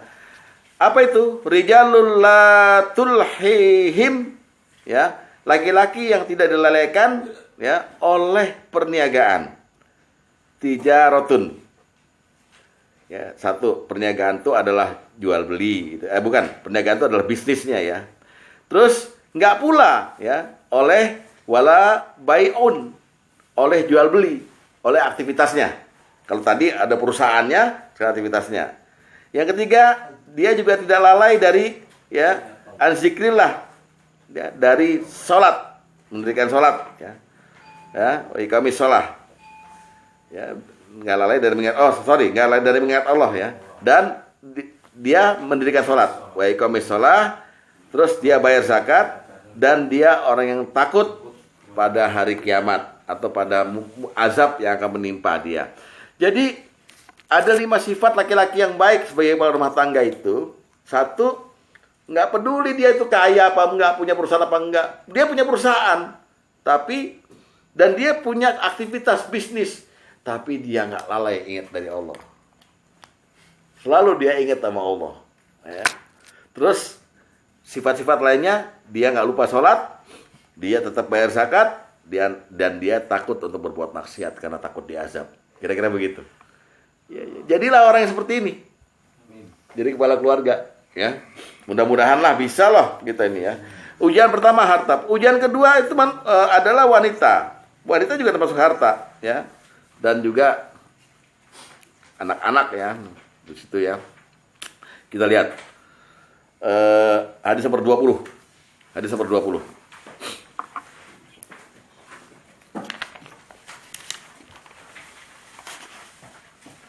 Dari Abu Sa'id Al-Khudri dan Nabi SAW, beliau bersabda, sesungguhnya dunia ini indah dan menggiurkan, yang dengannya Allah akan menguji kalian. Setelah itu Allah pun akan melihat bagaimana perbuatan kalian. Ya. Fattaku dunya wattakun nisa. Karena itu jagalah diri kalian dan dari fitnah dunia dan dari fitnah wanita. Karena sesungguhnya bencana pertama yang menimpa Bani Israel adalah wanita. Gini, kan tadi bilangnya janganlah harta dan anak-anakmu, harta termasuk wanita ya, melalaikan kamu dari mengingat Allah. Maknanya hadis ini begini. Pertama, jangan sampai kita takluk dengan rayuan istri. Kalau rayuan itu untuk membuat kita nggak ingat sama Allah. Satu itu. Jangan, Mas, pengen punya rumah, ngontrak dulu katanya. Ya gaji cuma segini. Ya, proyek ya. Mulai cari-cari ke haram-haraman gitu. Asal istri senang, pokoknya nggak peduli itu. Nah itu nggak boleh, karena berarti nggak ingat Allah. Makna yang kedua, ya, wanita ini kadang-kadang maksa kita untuk jadi kaya, maksa kita untuk menahan sedekah. Kita kan perlu butuh juga untuk anak-anak ujian, gitu. Ya. Kalau amin semua ya. Terus maksa kita ngumpulin harta, maksa kita memamerkan kekayaan, sampai-sampai ibadah kita berkurang gitu. Dan wanita itu nggak pernah merasa puas kalau soal harta gitu. Itu ujiannya. Makanya jangan mereka tuh membuat kamu lalai dari aku, kata Allah begitu di Quran. Ya, emang kejadian begitu. Nah ini batasan akidah yang mesti kita turutin. Jangan mengutamakan mereka lah, harus mengingat Allah gitu. Ya, nah ini lagi menjawab pertanyaan Pak Tom lagi nih, gimana supaya nggak lalai kan begitu? Maka supaya kita tetap nggak lalai dari Allah, hadis nomor 6 itu ada doanya itu, ya, ada doanya. Dari Anas dia berkata, ya, karena Rasulullah sallallahu alaihi wasallam yuksiru ayyakul, ya, Rasulullah memperbanyak bacaan, ya muqallibal qulub, wahai yang membolak-balikan hati, tsabbit qalbi ala dinik, tetapkanlah hati kami dalam agamamu. Ayo kita baca dulu. Ya muqallibal qulub, Ya muqallibal qulub, tsabbit qalbi ala dinik. tsabbit qalbi ala dinik. Iya. Apa tuh maksudnya? Ya, lalu si Anas berkata, "Hai Rasulullah, kami beriman kepadamu dan beriman kepada ajaran yang kau bawa. Apakah dengan doa ini engkau khawatir terhadap kami?" Beliau menjawab, "Iya. Sesungguhnya hati itu berada antara dua jari Allah. Allah akan membolak-balikkan sesukanya." Jadi gini loh, ada orang yang kuat dapat harta, nggak kuat dapat istri cantik, nggak kuat dapat anak, dapat itu semua, nggak ingat Allah. Makanya kita doa sama Allah, tetapkan hatiku dalam agamamu, supaya bisa mengingatmu, gitu ya. Jangan sampai apa yang engkau kasih kepada aku ini bisa membuat aku lupa kepadamu, gitu loh. Itu akidah tuh, Pak. Ya, jadi mencintai nggak boleh berlebihan, memiliki juga nggak boleh berlebihan, karena kalau memiliki berlebihan, maka kita akan lalai dari yang memberi. Ngerti ya maksudnya ya? Gitu caranya bersikap. Ya. Jadi jangan lihat zohir dulu, Ustadz rumahnya panjang. Aduh ini mah ngiri apa gimana ini? Ustadz dua ini nggak dapet timur sama barat, gitu. Biarin aja. Rawan ini. Itu pertama. Yang kedua, perintahkan keluarga sholat. Ya. Perintahkan keluarga sholat. Jangan sampai ada satu kita setuju tuh mendiamkan. Ada anggota keluarga kita nggak sholat. Hatta pembantu. Sholat. Jangan sampai di rumah kita ada yang nggak sholat, Pak. Kata menahan rahmat Allah itu. Ya. Mau cari pembantu yang pakai kerudung gitu kan ya. Ini pembantu. Kalau istri yang perintahkan katanya, kalau anak-anak kan udah pada besar. Jadi kalau anak-anak dia sama istri kan agak lunak lah. Iya. Kalau kita kan dia agak ini. Boleh nggak kita sama istri kita kasih mak tolong anak? Boleh San? Boleh. Boleh nggak apa-apa. Kan wakil kan? Wakil. Mentaukilkan boleh aja nggak apa-apa gitu ya. Nah, perintahnya tapi pakai sabar ya, karena Allah udah tahu. Allah udah tahu kelemahan kita, bahwa kita tidak akan pernah sabar kalau kita lagi dakwahin sholat kepada keluarga. Nggak bakal nggak sabar. Emosi. Akhirnya kita jadi kiai di keluarga. Tahu nggak? Inna sholat tahan. Iya kalau apal, kalau enggak kan cuman ya innamal amalu biniat. Wala taqrabu zina. Ya gitu doang. Ini dakwahnya berantakan. Kata anaknya, apa hubungannya sama sholat zina? Kayak gitu kan. Jadi berantem gitu ya. Nah, bersabar. Kalau anak nggak mau sholat ketika diperintah, ya pelan-pelan. Apalagi bangunin subuh tuh, bangunin subuh anak, ya kan? Ayo nak, kalau perlu kita injak lehernya, kalau perlu, ya. Jangan dibacain langsung, lakum dinukum bayar. Bagi lo agama lo, bagi gue agama lo. Kata anaknya udah bangun, emang gue Kristen, gimana itu? Susah ini, ya. Surat 20 ayat 132. Toha ya? Surat Toha ayat 132.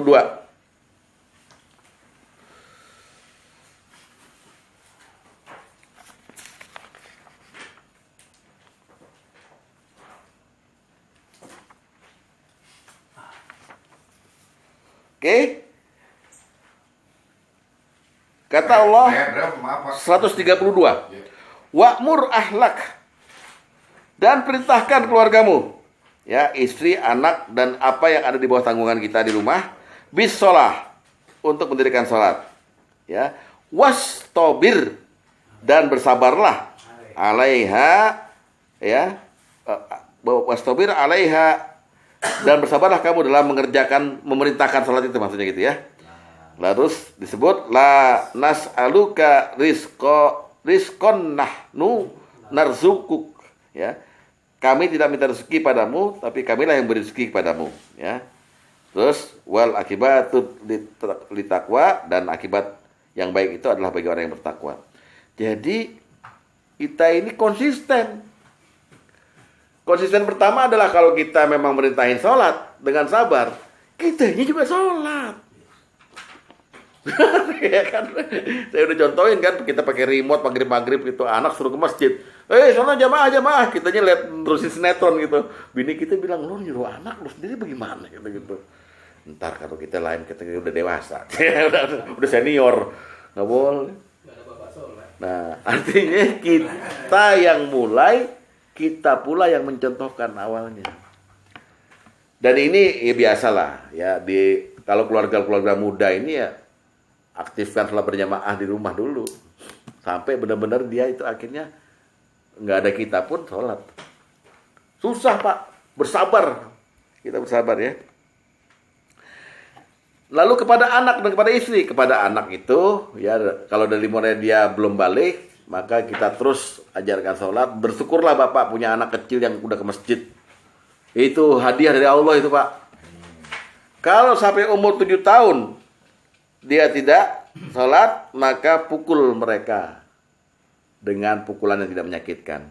Di mana? Biasanya di daerah tulang kering dulu. Daerah tulang kering belakangnya ini loh. Nah, apa namanya? Orang Jawa nyebutnya kentol ya. Kempol. Nah, kempol sini atau paha. Kalau untuk istri paha sih. Ya, paha. Jangan digampar, Pak. Sholat. Wah. Ya, nggak. Pukullah mereka ya, dan pisahkan mereka dari tempat tidurnya. Artinya udah sekarang dibikin mandiri anak itu supaya dia rajin sholat gitu. Ya, hadis nomor 24. Hadis 24. Pak Yanto tolong dibaca Pak Yanto. Hadis 24.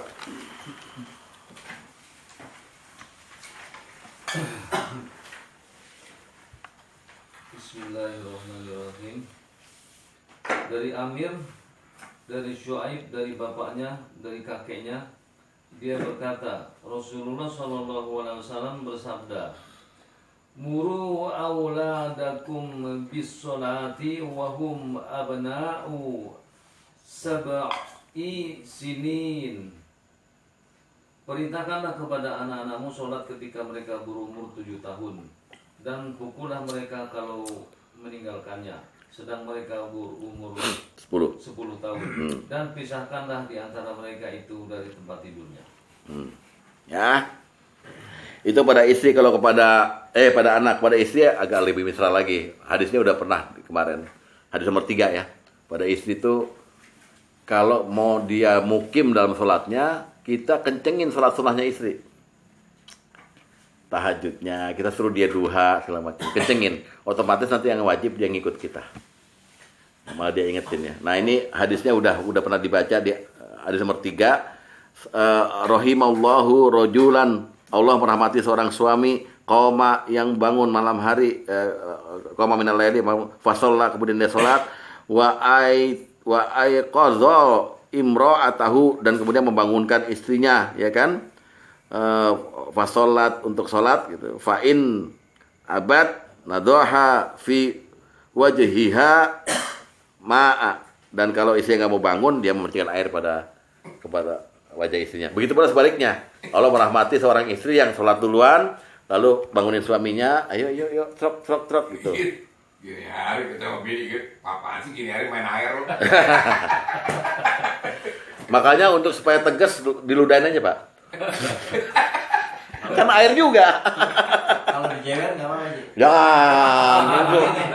Jangan lo, aduh. Jangan bikin malu orang tua lu, udah dipanggil Ustad. Dulu saya rajin kalau subuh ini lagi azan itu ngeliat rumah Pak Sugeng bangun gitu, saya rajin dulu. Tapi dengar dia dijewer saya nggak berani, udah dipanggil. Kalau istri ya kan, kalau kita ngeliat sinetron, kalau membangun sholat tuh dicium pipi kanan, ini kagak kaki tendang, sholat lu bikin yang jauh ke musola dari lu dekat pesawat. Saking sayangnya dia, ya saking sayangnya. Tapi kaki dia main. Itu nggak bisa komen saya. Ngeles dada dah. Tapi kita gitu, gue yang salah sebenarnya. Gue yang bangunin lo. Oh ini istirahat. Iya, betul. Tulis nada aja. Nah terus, cara bangunin yang kayak sinetron dong. Oke, nah terakhir di dalam batasan akidah ini Rasulullah itu pernah disaksikan oleh sahabatnya, pernah dulu kan gini, kalau sahabat-sahabat yang jauh itu suka nginep di Masjid Nabawi dekat rumah Rasulullah, lalu kuliah agama berapa bulan. Nanti udah selesai, mereka lulus lah ceritanya pengajian itu, Rasulullah nyuruh kembalilah pada keluargamu dan ajarkan mereka sholat. Jadi dakwah tersebar gitu. Kembalilah pada keluargamu, karena ada beberapa sahabat yang kayaknya udah kangen rumah gitu. Udah lama dia mukim, dia nyantri di Rasulullah gitu. Lalu Rasulullah bilang, sebarkan mengenai sholat ini pada keluargamu. Hadis nomor 13. Dari Abu Sulaiman Malik bin Al-Haris, dia berkata, kami datang kepada Nabi sallallahu alaihi wasallam sedangkan di waktu itu kami adalah pemuda yang sebaya. Ya. Kami tinggal bersama beliau selama 20 malam. Ya, 20 malam lumayan loh. Beliau mengira kalau kami merindukan keluarga kami, maka beliau bertanya tentang keluarga kami yang kami tinggalkan. Kami pun memberitahukannya, kamu di rumah ada siapa? Ada istri sama anak, ada apa? Kayak gitulah kira-kira dialognya ya. Sedangkan beliau ada seorang yang sangat penyayang dan sangat lembut. Beliau bersabda, nah ini sabdanya itu, irji'u ila ahlikum. Kembalilah kalian ke keluarga kalian sendiri. Fa'allimu, ya, tinggallah bersama mereka dan ajari mereka, fa'allimuhum, ajari mereka, ya, wamuru dan perintahkan mereka gitu, wasallu dan salatlah kalian sebagaimana kalian melakukan salat. Jika telah datang waktu salat, maka hendaklah salah seorang dari kalian mengumandangkan azan, dan yang paling tua dari kalian hendaknya menjadi imam bagi kalian. Ini turun sebelum adanya sunnah muakkadnya orang berjamaah di masjid. Jadi masih lokal-lokal semua gitu. Ya, pokoknya dikuatin di rumah dulu. Kalau kepala keluarga begitu, rumah dikuatin dulu. Ada sholat berjamaah di situ, ada azan di situ, gitu. Ada kompat di situ, kan asik tuh. Ya, Pak Tom yang yang jadi imam nggak apa-apa di kamar dulu kan, nunggu serehan azan, terus itu komat, baru Pak Tom keluar. Salah, ya, gitu. Su'atadilu, ya, Allah Akbar, Bismillahirrahmanirrahim, gitu. Lupa di tengah-tengah, subhanallah. Tapi intinya sholat itu jadi budaya keluarga, habit keluarga gitu bahasa Inggrisnya gitu. Jangan demen Pak, ada anggota keluarga yang nggak sholat, demen aja udah, diemin aja gitu. Ntar juga sadar sendiri itu kan hidayah. Jangan. Kita yang bangkitin untuk sholat. Itu batasan akidahnya. Jadi jangan karena sayang sama anak, dia habis camping, pulang jam 2 malam, nggak subuh. Lalu kita bilang sama istri kita, jangan dibangunin, kesian capek. Jangan. Bangunkan. Sholat sebentar nak, sholat. Ayo. Ya. Saya sampai sekarang masih rada kesulitan dengan Dimas, anak saya. Tapi tetap bersabar dalam mengerjakannya. Fastobir alaiha. Ya. Kalau Allah nggak bangunkan, Iya, icat. Jodoh bisa begini masa cuma 5 menit berkali.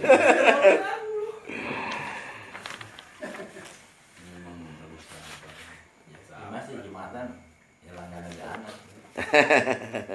Ya, yang bab terakhir. Kira-kira setengah jam lagi ya.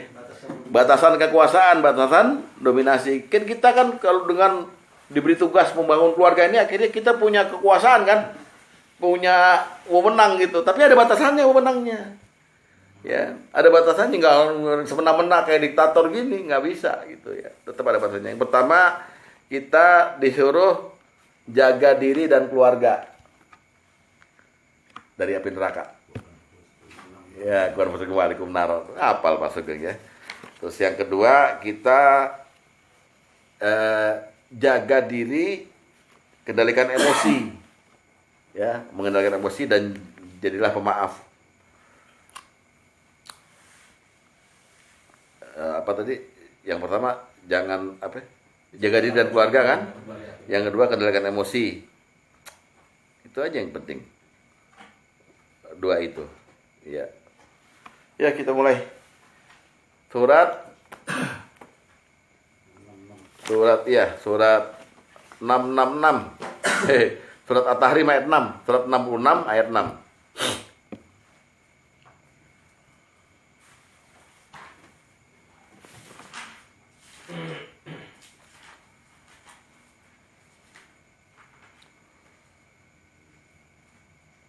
Oke. A'udzubillahi minasyaitonirrajim. Ya ayyuhalladzina amanu qu anfusakum wa ahlikum nara. Sampai situ aja. Ya, kalau yang lainnya kan mengenai bahan bakar neraka. Wahai orang-orang beriman, jagalah atau peliharalah dirimu dan keluargamu dari api neraka. Ya, kalau orang mau nyapu sebuah ruangan, sapunya mesti bersih kan? Sapunya mesti pakai sapu yang bersih. Kalau pakai sapu kotor ya ruangannya kotor juga gitu. Nah, kalau disebut jaga diri, dia sapu. Jaga keluarga, dia nyapu. Ya kan? Jadi dia dulu mesti jaga dirinya supaya jangan jadi orang yang gampang berbuat maksiat, jadi orang taat, maka dia terus menyuruh keluarganya untuk taat juga gitu. Nah, pertama kita jaga istri kita. Kita ini kadang-kadang suka cinta, nafsu sama istri kita, tapi kadang-kadang suka benci, suka gemes. Kenapa gemes? Karena dia tidak menampakkan sikap yang sesuai harapan kita. Kadang-kadang dia memberontak sama kita, kan gitu? Iya, berontak kan? Jadi kita merasa harga diri kita terinjak-injak nih. Waduh, gua kan suami, gitu. Maka kata Rasulullah, lurusin pelan-pelan tuh barang. Ya, bukan barang kita, maksudnya tuh istri, mana barang kita. Jangan dibiarkan dia begitu, tapi dia pakai kebijaksanaan. Hadis nomor 23.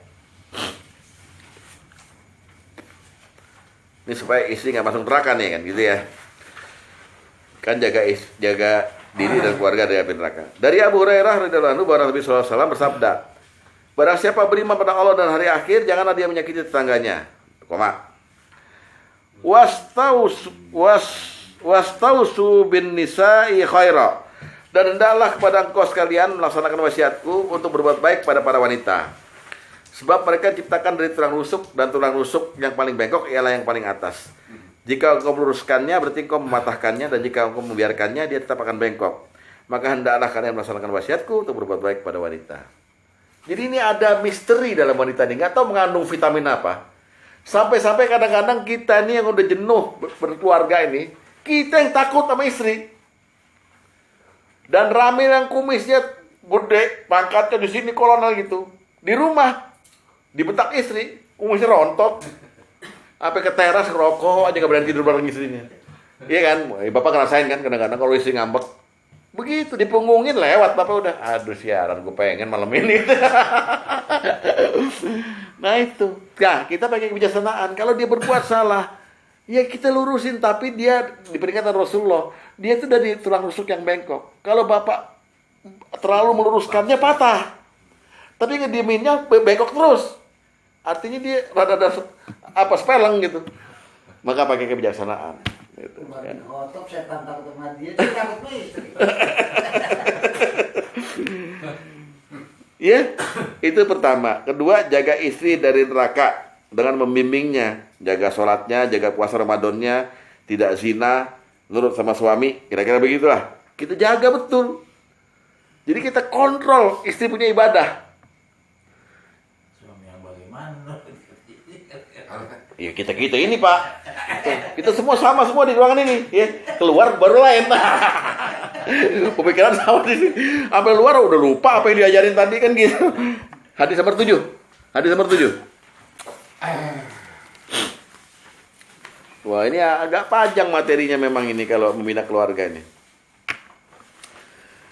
Ya, kata hadis nomor 7, Rasulullah SAW bersabda, jika seorang wanita selalu menjaga sholat 5 waktu, juga berpuasa sebulan di bulan Ramadan, serta betul-betul menjaga kemaluannya dari perbuatan zina, dan benar-benar taat pada suaminya, maka dikatakan pada wanita yang memiliki sifat mulia ini, masuklah dalam surga melalui pintu mana yang saja engkau suka. Bacain di depan istri, bacain depan istri. Bacain depan istri Bapak. Gua rasa kita orang sering bacain. Enggak, kan kita tadi ada perintahnya. Ku anfusakum wa alaikum nar. Jaga apa? Dirimu dan istri keluargamu dari api neraka. Maksudnya mahum mukhalafahnya masukkan dirimu dan keluargamu ke dalam surga. Nah, ini modalnya. Seorang istri kalau udah rajin sholat, puasa Ramadan nggak pernah ngeluh, nggak berzina, artinya nggak nusyus. Lihat cowok lain, wow keren, wah, terus ngebayangin terus WA-an sama cowok lain, nggak begitu gitu. Maka katakan pada dia, dan dia taat sama suami, katakan sama tuh istri itu, kamu nanti di atas tuh atau meninggal, disuruh milih pintu surga mana yang mau kamu masukin. Wah, dia langsung bilang, "Nggih, Mas." Ya, kan enak, langsung colek lagi ya kan gitu. Ya, padahal nggak modal gitu, cuma modal nasihat doang gitu. Tapi berhasil menaklukkan dia. Itu, ya. Nah, iya. Yang kita cari istri seperti itu. Dalam rangka menjaga dia untuk masuk surga seperti itu. Ya, kata Rasulullah, istri yang nyenengin tuh yang banyak anak, yang gairahnya kepada kita luar biasa, yang ngerayu kita.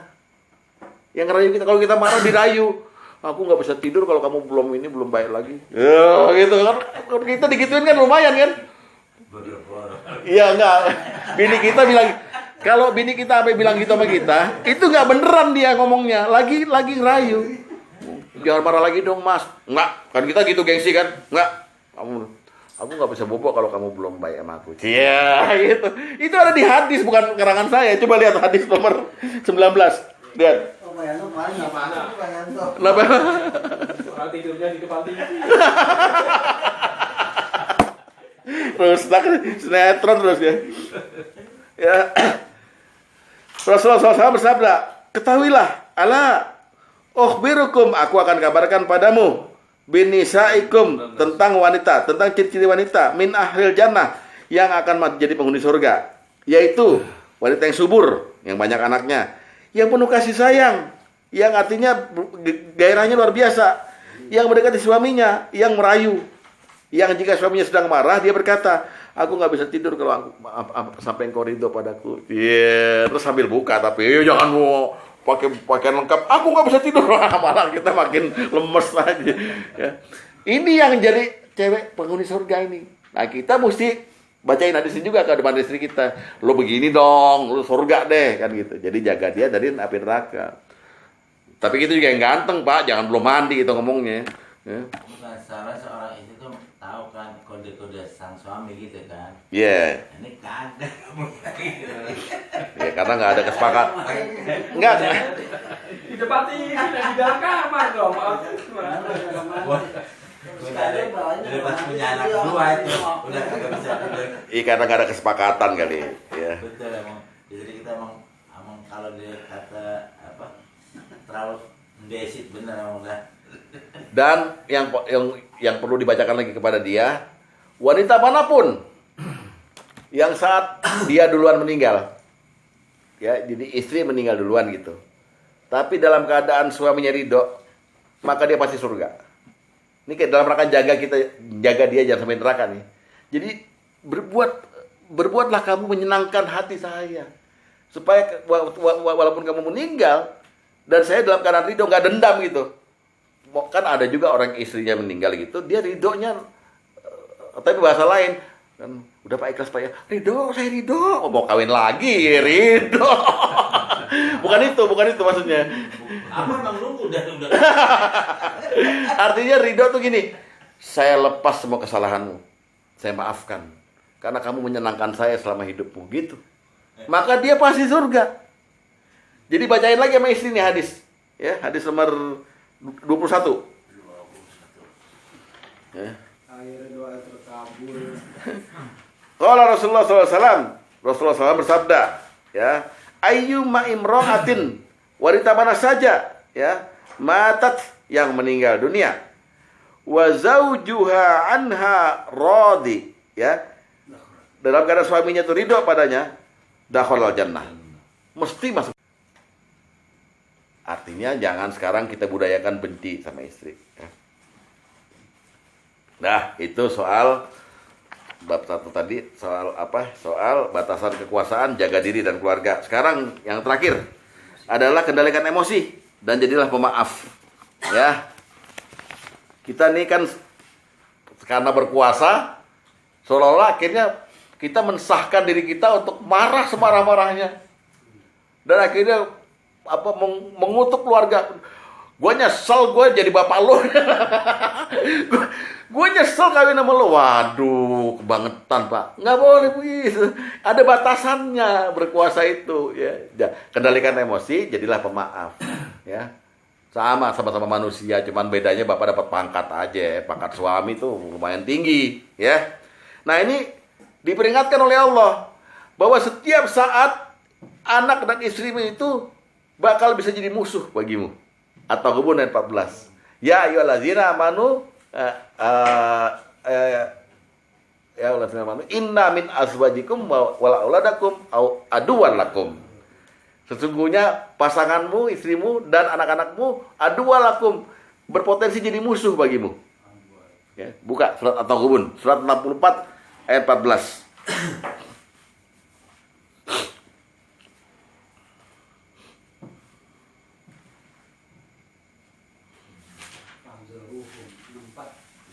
Surat 64 ayat 14.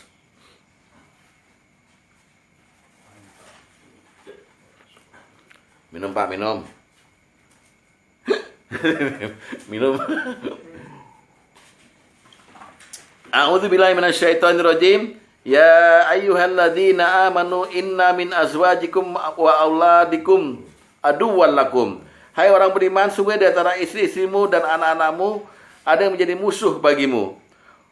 Fahdharuhum, maka hati-hatilah, atau dalam makna lain biarkanlah seperti itu gitu loh. Ya. Wa in ta'fu, dan kalau kamu maafkan. Nah, ini artinya maafkan sebenarnya. Wa tasaffahu, dan bersalaman atau memaafkan juga. Ya, di situ disebut enggak memarahi ya. Wa taghfiru, dan memaafkan, mengampuni mereka. Fa innallaha ghafurur rahim, maka Allah Maha Pengampun. Jadi kita ini pertama kendalikan emosi adalah tidak boleh menanggapi kesalahan anak dan istri dengan emosi. Wah, berat. Jangan. Langkah-langkahnya apa? Jangan marah. Jangan marah. Kemarin udah kita bahas Rasulullah senyum, itu melihat ada pelanggaran agama yang dilakukan sahabat, senyum dia. Ya udah, lain kali jangan begitu. Rasul bisa, maksud kita nggak bisa. Ya, jangan mentang-mentang. Kecuali ini pelanggaran nusyus ya. Ada perbuatan zina di rumah gitu. Tapi kalau sekedar kesalahan kecil, soal SPP sekolah yang nggak dibayarkan, anaknya beli jajan pakai uang SPP, itu biasa aja. Dimaafin dulu, dibiarin gitu. Kita ini kesalahan kita, sehingga hubungan sama anak sama istri retak itu, kita jadi seolah-olah penasehat. Dia buat salah, kita panggil, kita nasihatin. Salah itu. Nasihatin ya nasihatin, tapi didahului dengan maaf dulu. Huzil afwa wa'mur bil urfi. Ini hatinya udah maafin, ntar Allah kasih dia itu kelembutan di hatinya. Gitu, ya. Jadi langkah-langkahnya jangan marah. Hadis nomor 12.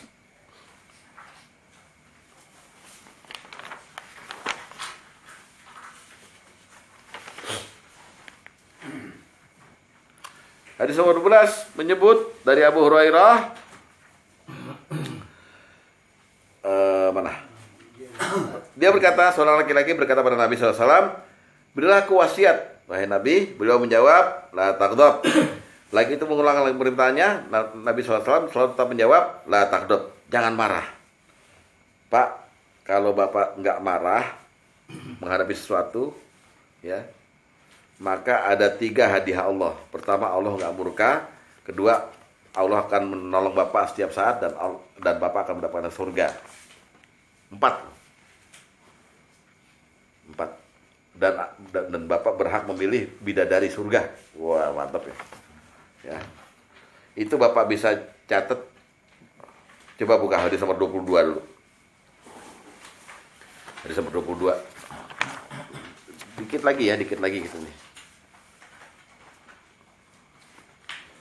Ya, dari Abdullah bin Amru, dia berkata, aku bertanya kepada Rasulullah SAW, ma tamna'uni min ghadabillah, apa yang bisa menghalangiku dari murka Allah? Maka beliau menjawab, jangan marah. Satu, tidak marah bisa menghalangi kemurkaan Allah. Ya, satu. Kedua, tidak marah Bapak akan dapat pertolongan Allah. Contohnya ada di hadis nomor 15. Ya, kita main cepat ya.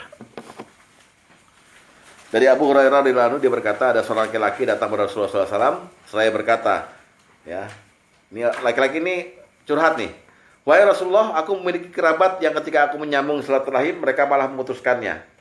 Mereka berbuat buruk padaku, tapi aku berusaha untuk berbuat baik pada mereka. Mereka berbuat jahil padaku, tapi aku sabar dan tidak ingin membalas dengan perbuatan yang sama. Maka Rasulullah SAW bersabda, jika yang kamu katakan itu benar, maka seakan-akan kamu telah menaburkan debu panas ke wajah mereka. Dan senantiasalah Allah akan menolong kamu selama kamu terus berbuat seperti itu. Jadi ada orang yang sabar terhadap marahnya keluarga, ya, ocehan keluarga gitu. Dia tetap sabar, nggak marah gitu. Sama dengan dia memancing emosi keluarganya itu justru, iya kan? Melemparkan debu panas gitu. Karena ada bapak misalnya nakal nih, ya si anak nakal gitu ya, dibilangin gitu. Tapi bapak nggak emosi, hanya bilangin aja gitu. Tapi anak tetap nakal, gitu, tetap nakal. Sama dia memancing emosi, sabar, dan Allah akan menolong bapak. Kemudian hadis nomor 18. Hadis nomor 18.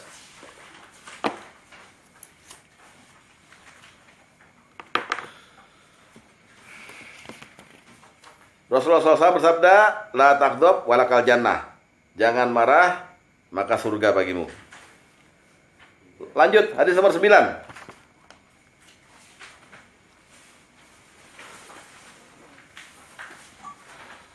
Hadis nomor 9. Dari Sahal bin Mu'az dari ayahnya, dia berkata, Rasulullah SAW bersabda, barang siapa yang dapat menahan marah, padahal dia mampu meluapkannya, maka pada hari kiamat kelak Allah akan memanggilnya di antara para makhluk hingga dia dipersilahkan untuk memilih bidadari sesuka hatinya. Ya. Apa hubungannya marah dengan bidadari? Marah itu adalah libido juga, Pak, sebetulnya. Ya, menurut Sigmund Freud itu orang punya emosi itu ada banyak. Di antaranya adalah emosi birahi, emosi marah segala macam gitu. Itu kalau bisa dikendaliin gitu, dibayar sama Allah nanti. Pilih. Udah lampiasin gitu. Ya. Makanya harus cinta sama Allah. Iya.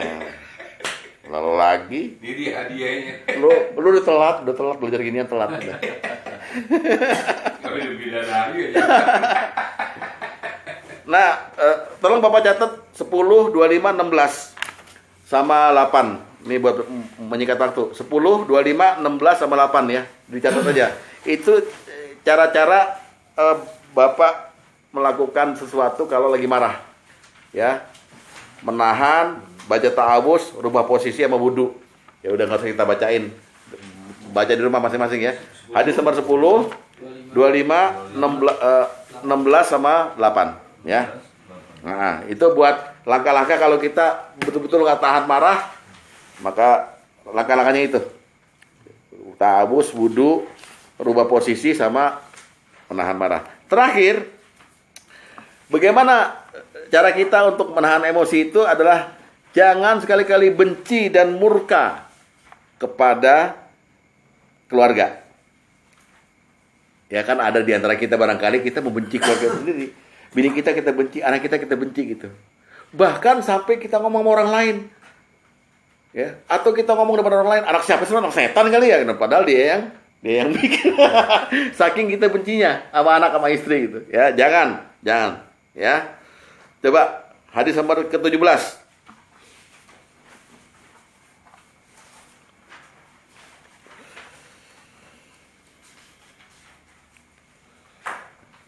Dari Abu Hurairah, dia berkata, Rasulullah SAW bersabda, ya, la yakrok mu'minum mu'minah.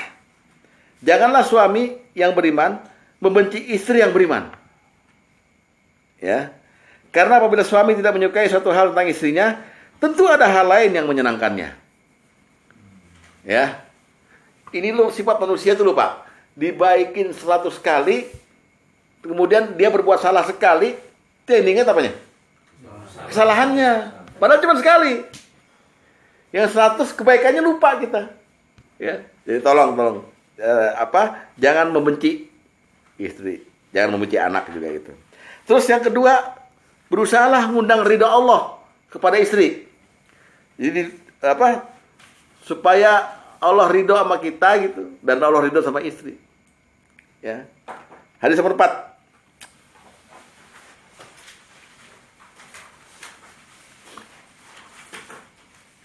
Ini bacain depan istri nih, ya. Bacain depan istri nih. Dari Husain bin Mihsan bahwa bibinya pernah mendatangi Nabi SAW untuk membicarakan sesuatu.